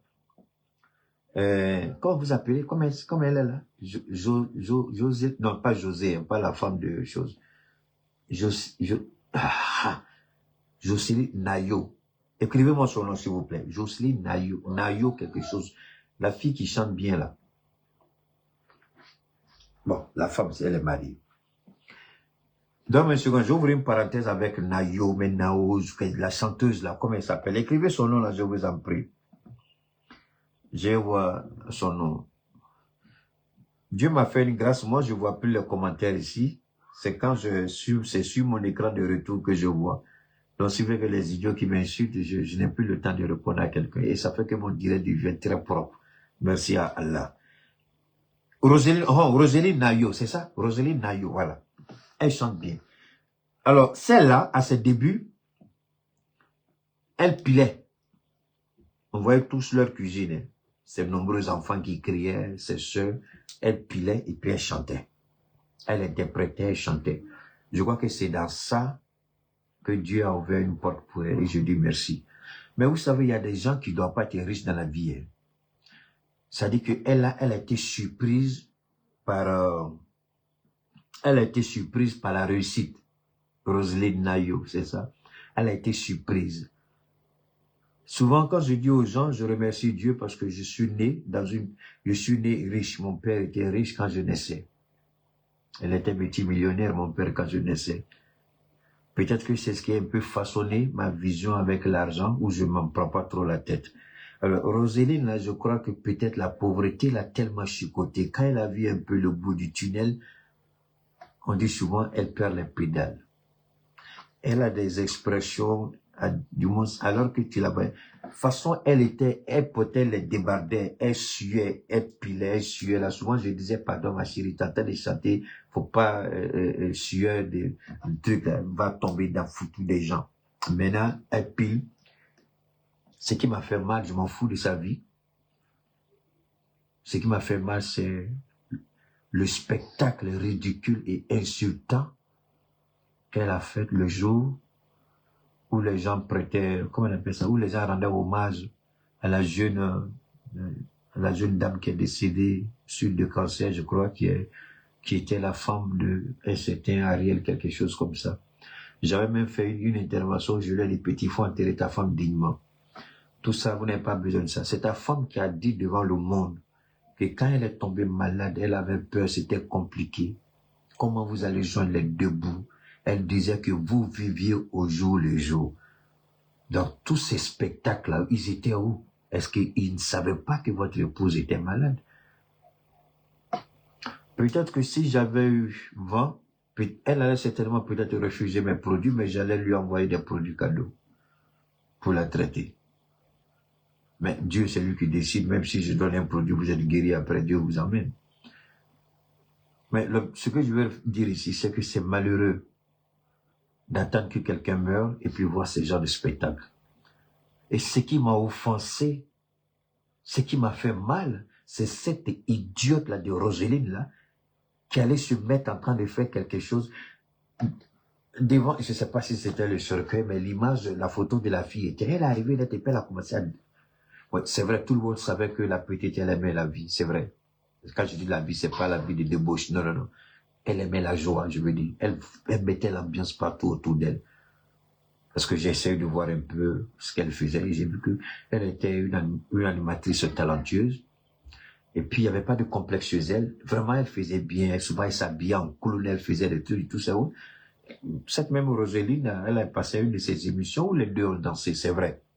Mais est-ce que c'est des raisons d'aller danser devant son cercueil? Toi, c'est quelque chose que tu as voulu faire, mais quelle est l'image que tu envoies à sa famille? Quelle est l'image que tu envoies à sa petite fille? Parce qu'elle a une fille avec Ariel. Quelle image tu as envoyée à la petite? Quelle image tu as envoyée aux parents de Nadir? C'est des choses qu'on ne fait pas. Rappelle-toi des beaux moments que vous avez passés chez toi à la maison là-bas, assois-toi devant ta petite télé, regarde ce que vous avez passé comme bon moment quand elle était encore vivante. Mais c'est pas devant les gens que tu vas aller faire ça. C'est ce qui est dangereux chez nous.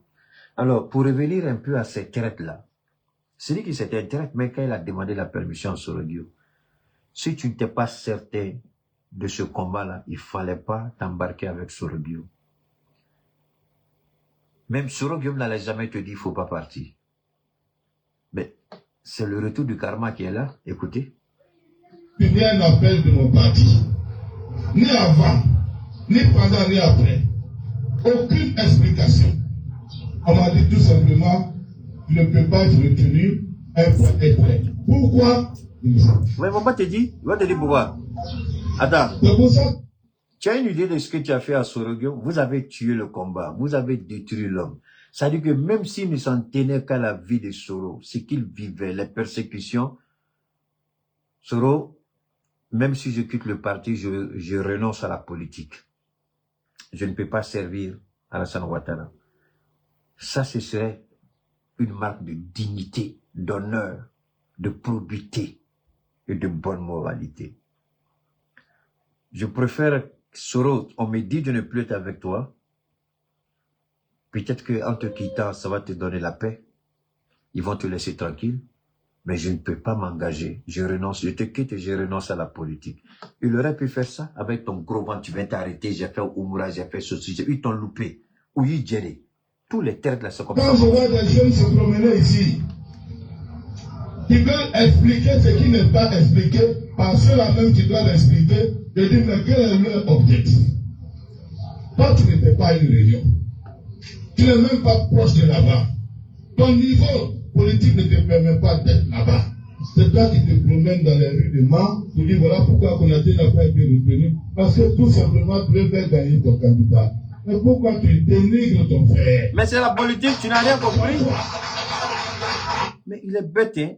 Africain n'a pas compris. Mais c'est la politique, il faut qu'il, s'il ne fait pas ça, c'est pas bon. Siliki, tu n'as rien compris. C'est la politique, mon frère Siliki. Voilà, c'est la politique, Siliki. Siliki, c'est la politique. Alors, je devais parler de là, c'est ça le problème. Souvent, vous choisissez un thème et puis le déroulez, vous développez tellement que vous pouvez pas.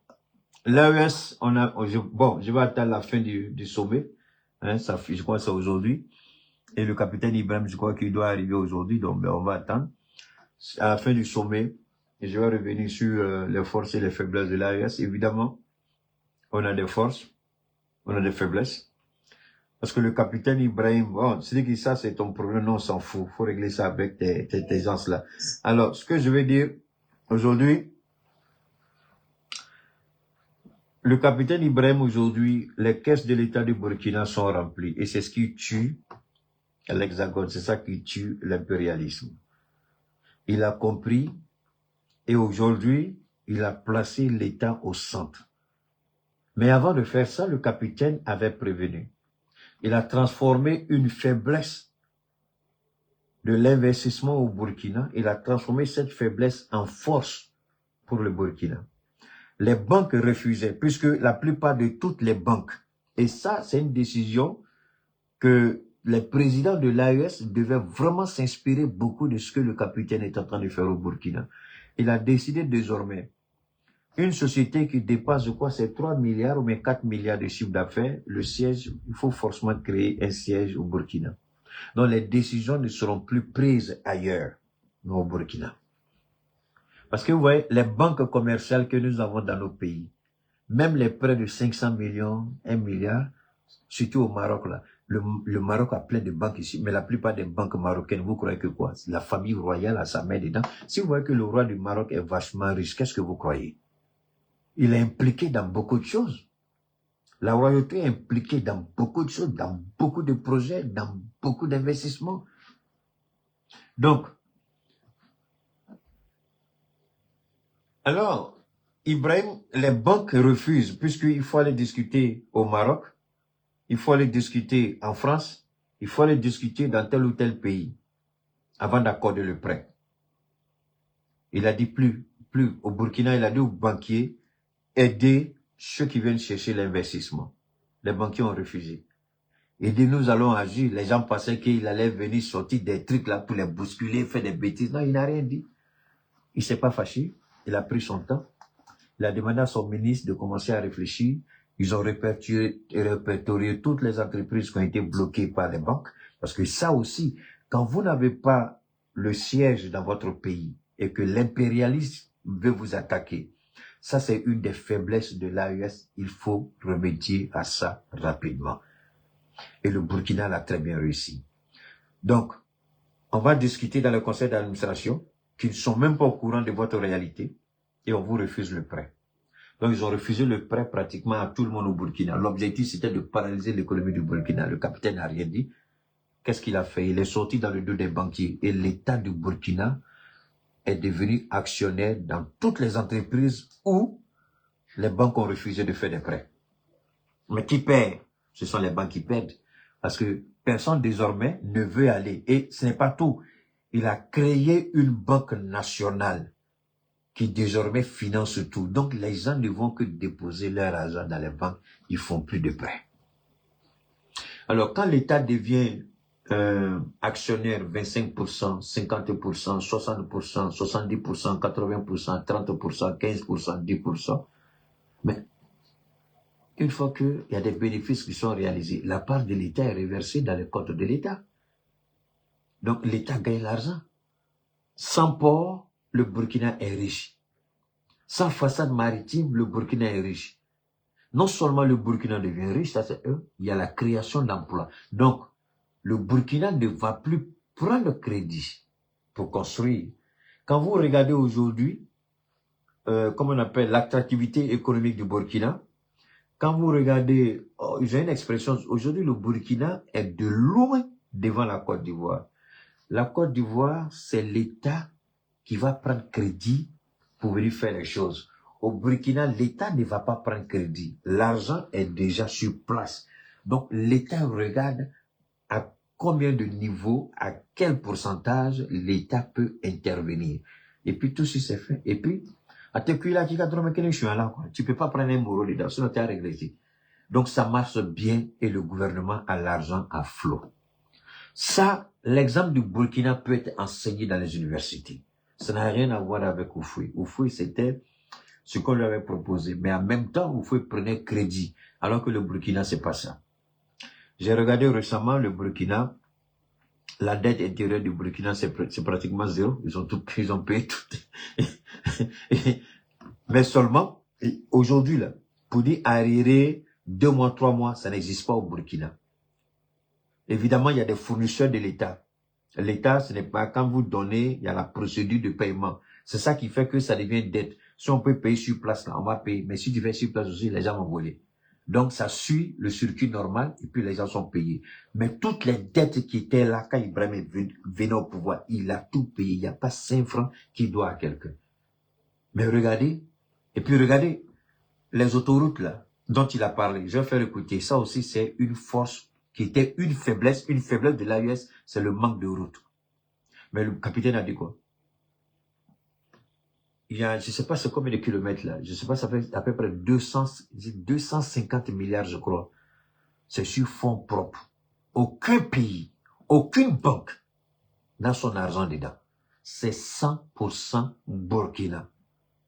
Les 2 voies 4x4, les 2 fois 2 fois 2, il dit ça dépendra des agglomérations. S'il y a de l'espace, ils font 4x4. S'il y a moins d'espace, ils font 2 fois 2. C'est-à-dire 4 allées, 4 retours. Si c'est trop petit, ils font 2 allées, 2 retours. Mais tout est sur fonds propres du Burkina. Il n'y a pas de prêt. Vous n'allez pas entendre Banque islamique de développement, vous n'allez pas entendre Arabie Saoudite a donné, Banque africaine de développement, BCAO, ceci. Non, non, non, personne, vous n'allez rien entendre de tout ça. C'est ce qu'on appelle la souveraineté économique. Et c'est là que je demandais à mon président de tout le temps que je parlais. C'est ce que je voulais que le Mali retienne. On est leader, mais le Burkina enseigne le monde aujourd'hui sur sa technique. Et c'est une fierté. Alors, quand vous avez vu les bâtards sur les podiums, là, les Daoudaoud, là, pour dire, non, ça, je vais venir après. Parce qu'ils ont dit des choses, c'est pas grave. Ça, c'est une réalité. On a une banque qui est là qui va financer. Et le président Goïta, je vais vous faire écouter son intervention, certainement. Pas aujourd'hui, on va revenir un peu plus tard. Où il a été suffisamment clair sur un certain nombre de choses. Il y a les grands projets, par exemple, le chemin de fer Bamako, Ouagadougou, Niamey. Vous vous rappelez qu'on avait parlé de ça? Je crois aussi, il y a la compagnie aérienne aussi de l'AES qui sera créée. Et en l'espace de, bon, il faut dire au niveau, Assimi avait un mandat Tout ce que l'AES a demandé à Assimi pendant 1 an, il les a réalisés. Tout. Mais aucun pays, autant pour moi, aucune sous-région en Afrique, aucune organisation sous-régionale en Afrique, Afrique du Nord, Afrique du Sud, Afrique de l'Ouest, Afrique centrale, personne n'a fait ce que l'AES a fait. On a demandé à Assimi Goïta 1 an de présidence. Il faut que la banque soit opérationnelle. La banque d'investissement, la banque confédérale d'investissement et de développement. La banque est opérationnelle. Le conseil d'administration a été installé. Le capital initial de 500 milliards est là. Le siège, tout. On lui a demandé de mettre en place la force unifiée, la force confédérée pour l'espace AES. L'étendard a été remis à l'unité, c'est-à-dire le premier commandant de cette force-là, c'est la base du commandement, c'est au Niger. Donc l'étendard a été donné, je crois, au chef d'état-major des forces armées du Niger, je crois. On lui a remis ça. Maintenant, il y a la radio et puis la télévision. Voilà. Et c'était les chantiers qui avaient été confiés à Assimi Goïta. Il y en a plus que la diplomatie, tout ça. On a vu par rapport au Nigeria ce qui s'est passé. Donc, l'AES, c'est une réalité.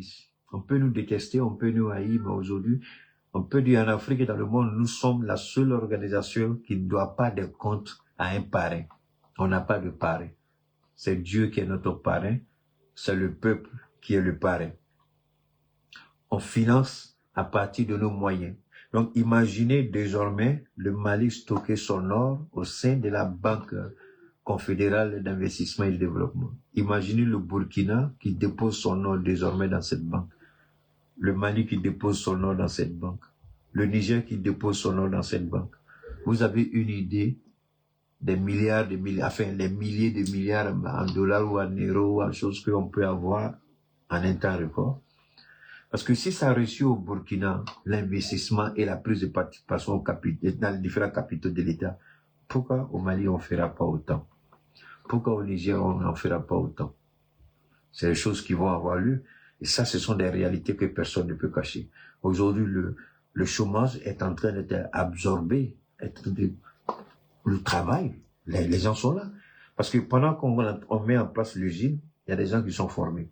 Si c'est une usine qui existait déjà, et que les gens étaient au chômage, d'accord. Si la capacité a augmenté, il y a de nouvelles personnes qui sont recrutées, les anciennes personnes ne reprennent leur travail. Alors, combien de familles qui s'interrogeaient, qui se posaient des questions, combien de jeunes qui voulaient aller mourir dans la Méditerranée, et dans la Méditerranée qui oublient? Oui, ils oublient. Combien de jeunes avaient décidé d'aller mourir dans la Méditerranée au Burkina? Mais quand tu regardes ça, tu allais mourir pourquoi? Tu restes dans ton pays et puis tu participes. Tu allais mourir dans la Méditerranée pourquoi? Donc, l'AES, c'est une réalité. L'AES est en train d'avancer. L'AES, aujourd'hui, c'est une force. On va venir sur la force unifiée, on va revenir sur la banque d'investissement, on va venir sur la communication. Mais ce qu'il faut retenir, on va d'abord voir le nouveau président qui sera installé pour 1 an, et puis la feuille de route qui lui sera donnée comme le fut avec Assimi Goïta à Niamey. Une feuille de route lui a été donnée, je crois que la feuille de route, tout a été fait. Maintenant, ce que nous allons demander au président Goïta, c'est d'aller vite, c'est de mettre les bouchées doubles, d'aller vraiment vite, pas dans la précipitation, mais vite. C'est pourquoi j'ai demandé les ministres politiciens, là, monsieur le président, il faut les remercier, il faut les nommer ambassadeurs quelque part, et nommer des militaires si nécessaire pour qu'on avance vite. Et il faut vraiment, Ibrahim ne se fait pas prier. Il y a des postes stratégiques, il y a des directions stratégiques, ce sont des militaires qu'il a mis là-bas.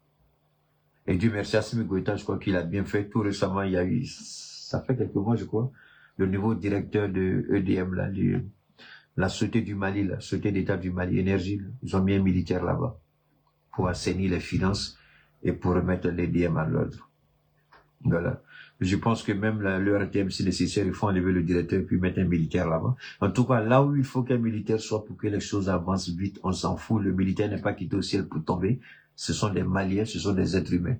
S'ils sont bons, il faut tout simplement leur donner leur chance pour prouver qu'ils peuvent faire mieux. Alors, si en Afrique, ce sont les militaires qui peuvent tout faire, alors pourquoi ne pas laisser le pouvoir aux militaires? Arrêtez cette affaire des civils. Les civils sont des voleurs. En tout cas, beaucoup sont des voleurs. Ils pensent que tu veux faire la politique. Est-ce que vous savez combien Macron a volé? Ils ont découvert l'argent volé de Macron. Hein. Ça vient. Ah, j'avais oublié. Bon, on va conclure avec une belle note. On va conclure avec ça. On va conclure avec ça. C'est ce que je vous réserve. La question qu'on se pose tous, c'est comment la vidéo éditée par une IA peut faire trembler la France entière. C'est la vidéo d'un jeune burkinabé. Dans cette vidéo, on montre une journaliste présentant l'information d'une France atteinte par un coup d'État orchestré par un général, je ne sais pas. C'est un burkinabé qui ce sont des enfants, ils ont montré leur visage. Le président français Emmanuel Macron a envoyé, selon les dires du jeune, l'un de ses ministres, venir écrire tout d'abord au jeune homme, mais surtout écrire à Facebook pour la suppression de cette vidéo. La faire prendre l'ampleur, le petit garçon âgé de moins de 15 ans, qui se dit intouchable par la France car il appartient à un pays membre de l'AES. Comment il note cette information? Quels sont les avis des blogueurs africains à propos de cela? Je vous laisse tout découvrir dans cette vidéo et je vous dis mon mot de fin. On va voir le petit. Hein. Salut la population de TikTok. Hier, j'ai posté la vidéo du coup d'État d'Emmanuel Macron. Aujourd'hui, je me lève, je trouve que la vidéo a fait tout. Ils sont deux. Ça, c'est un. L'autre, je vais vous montrer le deuxième aussi. Ça, c'est l'un. Ça, c'est un petit Burkinabé de moins de 15 ans qui a fait vaciller l'Élysée. Et c'est la vidéo de celui-là que Ouattara a amené, parce que tous les ministres de Ouattara sont sur TikTok. Et c'est Ouattara qui a amené l'information à Emmanuel Macron. Écoutez. 3 millions de vies en moins de 21 heures. Bon, en moins de 20 heures. Donc maintenant, je rentre sur ma page TikTok, je vois qu'il y a un message qui m'a été envoyé par un ministre français. Mais son compte est certifié, mais je ne vais pas dire son nom d'abord. Son compte est certifié. Il dit que ça, je lui ai répondu. Il m'a dit que j'ai vu votre vidéo que vous avez postée, que non, que le coup d'État en France. Je vois que les premiers enfants avaient fait, il a trouvé 12 millions de vies. On lui a forcé, il a supprimé parce que nous ne sommes pas là pour qu'on a mis avec nous sur les réseaux. Moi, j'ai dit, ok, mais actuellement, moi, c'est un pays de l'AS, tu ne peux rien contre moi. Il y a tout un message dans mon téléphone. Il a dit, moi, il lui a dit ça, il a dit que, oh, ok, mais je vais que tu supprimes la vidéo, sinon, donc, quand il a mis sinon, moi, lui a envoyé le message, j'ai mis AES, vive l'AS. Donc maintenant, il m'a plus parlé encore. Emmanuel Macron, je sais que c'est ça vient de toi. C'est toi qui lui as donné l'ordre de venir me déranger. Nous sommes de l'AS. Cette vidéo-là, si vous voulez que cette vidéo soit supprimée, sauf si TikTok est supprimé.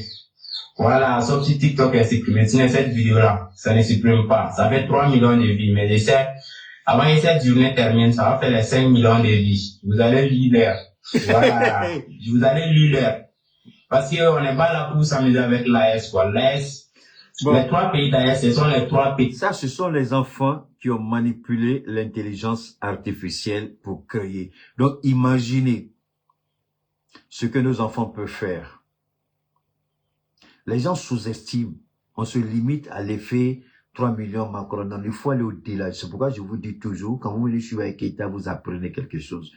Quand vous regardez une situation, ne vous limitez pas seulement à ce que les gens disent. Qu'est-ce que vous en tirez? Et quand je regardais ça, je dis, il faut que je partage avec vous. 2, je dis, c'est une fierté. C'est sur France 24, TV5, RFI, on ment sur nous. Mais ce qui m'a fait mal, je n'ai pas vu, ni au Mali, demander à faire visioconférence avec le petit pour qu'il développe comment il a fait tout ça. Parce que c'est une curiosité. Il faut qu'il développe comment il a réussi à travailler l'intelligence artificielle. Comment? Je n'ai vu aucun de nos médias. Ça fait partie de nos faiblesses au sein de l'AES. On n'a pas encore des journalistes. Je reviens sur ce que j'ai dit en début de propos quand je commençais mon émission. Il faut avoir le courage, il faut avoir la conviction, il faut avoir la volonté. Si vous n'avez rien de tout ça, il y a des combats, il ne faut pas vous engager. Et moi, quand je vois que certains de nos journalistes ne s'engagent pas dans certains combats, je comprends tout de suite. Ils n'ont pas ce qu'il faut pour faire ce combat. J'aurais souhaité voir cet enfant-là sur les plateaux de télévision faire la une au sein de l'AES. Mais c'est passé comme sous silence. Comment des enfants de moins de 15 ans arrivent à faire vaciller la France qui prétend mettre l'économie de la Russie à genoux? La France qui dit, tôt ou tard, il va falloir revenir en Afrique. Mais quand on a des enfants déjà comme ça, on est content. Nos soldats, on peut préserver la vie de nos soldats et puis perfectionner ces enfants-là pour envoyer des messages clairs. Mais je n'ai vu personne. Aucune presse. Aucun de nos médias dans les 3 pays. Écoutons. Il traite très puissant des pays d'Afrique. Donc, méfiez-vous. La vidéo ne va pas être supprimée. À une condition que je vais supprimer la vidéo. Parce que mon pote, vous l'avez embrouillé pour qu'il la supprime pour lui. Parce que au début, il était embrouillé en fait. Mais moi ici, comme vous l'avez embrouillé, il a supprimé pour lui. Donc maintenant, directement, moi, j'ai trouvé raison que si moi, je poste pour moi, ça fait des vies. Si vous venez directement, je vais refuser. Parce que moi, c'est un pays d'AS, pays de personnes intègres. Vous ne pouvez rien contre moi. Donc, ciao. Bonjour les gars, Voilà. gars. Voilà le petit même qui a fait les 12 millions de vues. C'est le petit qui est là. Je crois que c'est à 15 millions aujourd'hui. Je qu'il a fait 20 millions déjà. Voilà, c'est le petit là. Beaucoup de gens m'ont contacté, ils m'ont demandé pourquoi je supprimais la vidéo. Regardez, même si c'était vous allez supprimer la page. Parce que, au début, ils m'ont fait peur, au fait. J'ai publié la vidéo le lendemain, non. Le lendemain, quand je suis arrivé, j'ai vu que, mais quelqu'un qui est venu me montrer que, j'ai vu une vidéo sur Facebook disant que non, il y a un coup d'État en France. J'ai dit peut-être c'est ma vidéo. Quand je suis rentré sur ma page, j'ai vu la vidéo a fait 12 millions de vues. Et en même temps, vers les 11 heures, les gens, des journalistes français, ils m'appellent, tout ça. Vous me contactez quoi, en fait, ils sont là parmi, demander pourquoi. Alors, vous voyez, des journalistes français l'ont contacté. Mais pas des journalistes de l'AES.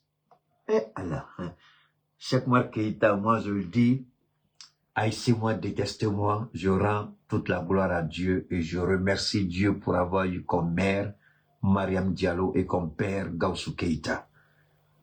Ces deux m'ont tout donné par la grâce de Dieu.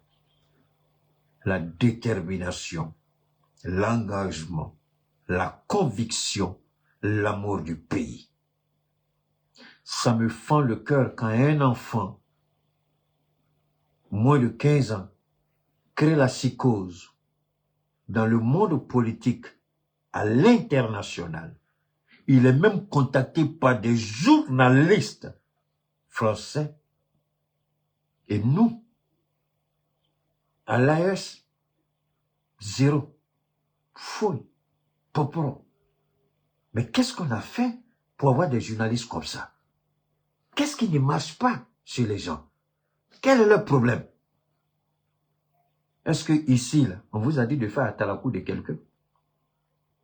Mais pourtant, le petit a été contacté parce qu'ils ont vu la menace et les journalistes l'ont contacté. Mais nous, que font nos journalistes? Dieu seul sait. Continuons. C'est pourquoi j'ai peur. Beaucoup d'argent a été investi. Et moi, je souhaite que les présidents, là, ils appellent ceux qui vont travailler là-bas. Là, et puis, en même temps, ils disent, hey, si tu peux pas, il faut laisser. Si tu as peur, il faut laisser. Et il ne suffit pas de venir montrer un gros diplôme pour dire je peux. Itisser à toi. Parce que même AES, là, ça dit que moi-même, j'ai été beaucoup patient avec ORTM. Wallahi, billahi, si l'AES, là, leur télévision, là, si ils passent à côté, là, ils ne me verront pas venir. Je vais venir avec 1000 chevaux. 600 km/h. Quand je passe, tout ce qu'ils voient, c'est le vent. Le vent, même temps, s'enlever. Et puis, s'arrête là, c'est Tchakoto, ils voient. Parce que je ne vais pas louper quelqu'un. Vous ne pouvez pas laisser. On ne vous a pas forcé. Vous voulez travailler, soyez à la hauteur. Vous n'êtes pas à la hauteur, que Dieu vous vienne en aide. Parce que je ne vais pas vous louper. Ça, c'est quoi? Ça, c'est quoi? on n'a pas de journalistes capables de parler avec lui. On est trop bien, on est trop propre. Mais vos maîtres là, vos maîtres journalistes là, ceux mêmes qui vous forment là, eux ils l'ont appelé. Mais vous, vous êtes assis ici dans la poussière là. Vous n'avez pas... Que Dieu vous aide. Écoutez. J'ai créé cette vidéo. Ça veut dire, ils m'ont brûlé en même temps. Donc j'ai eu peur. Directement, je suis en train de supprimer la vidéo. Mais c'est après que j'ai réalisé que non, je ne devrais pas supprimer la vidéo. Donc je l'ai republiée. Donc, excusez-moi pour tous ceux qui m'ont demandé. Je ne voulais pas supprimer la vidéo, mais je l'ai faite parce que, pour pas peur, au fait. Voilà. Mais c'est un petit, c'est un enfant. Je ne sais même pas s'il vaut 14 ans même. Donc, c'est un enfant. Regardez-le, c'est un enfant. Je vais essayer d'agrandir son visage, vous allez voir. Voilà. C'est un enfant. C'est lui qui a fait la vidéo de 12 millions de vues, là. C'est la vidéo de lui, là, que Ouattara a donné à Macron. Voilà. Regardez, ce sont des enfants. Est-ce que lui, là, même, est-ce que ça, c'est peut-être 12 ou 13 ans? Il n'a même pas 14 ans, celui-là. L'autre, oui, il peut avoir 15 ans, mais lui, là, il n'a pas 14 ans. Alors, comment un garçon comme ça est arrivé à créer une intelligence artificielle pour créer la psychose? Regardez le choix. Comment ils ont sélectionné la journaliste? Comment ils ont sélectionné le lieu pour faire? Parce que ça, c'est des génies. C'est des génies. Mais nos journalistes ont tellement honte. Parce que peut-être si tu, eux disent quoi? Les militaires là. Si demain, tu vas aller en France, tu vas au consulat, on te refuse le visa. À cause de leurs propres intérêts, ils s'en fichent de l'intérêt public.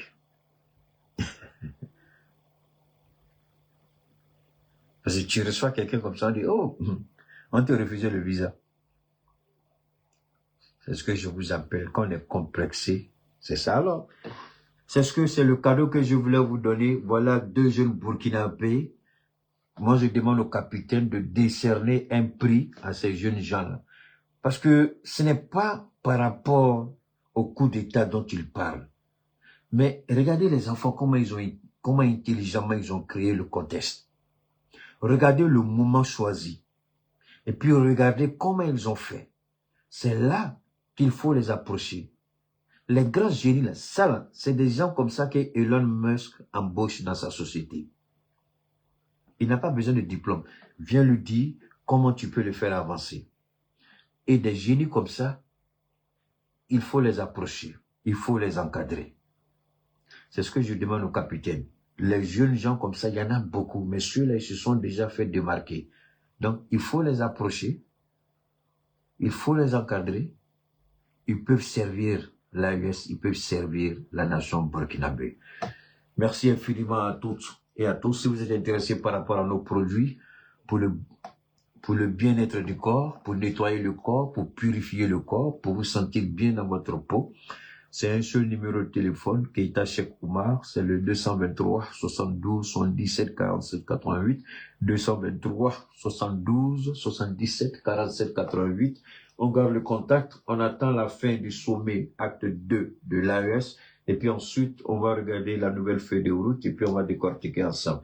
D'ici là, salam alaikum wa rahmatullahi wa barakatuh. Merci à toutes et à tous. On garde le contact. Merci.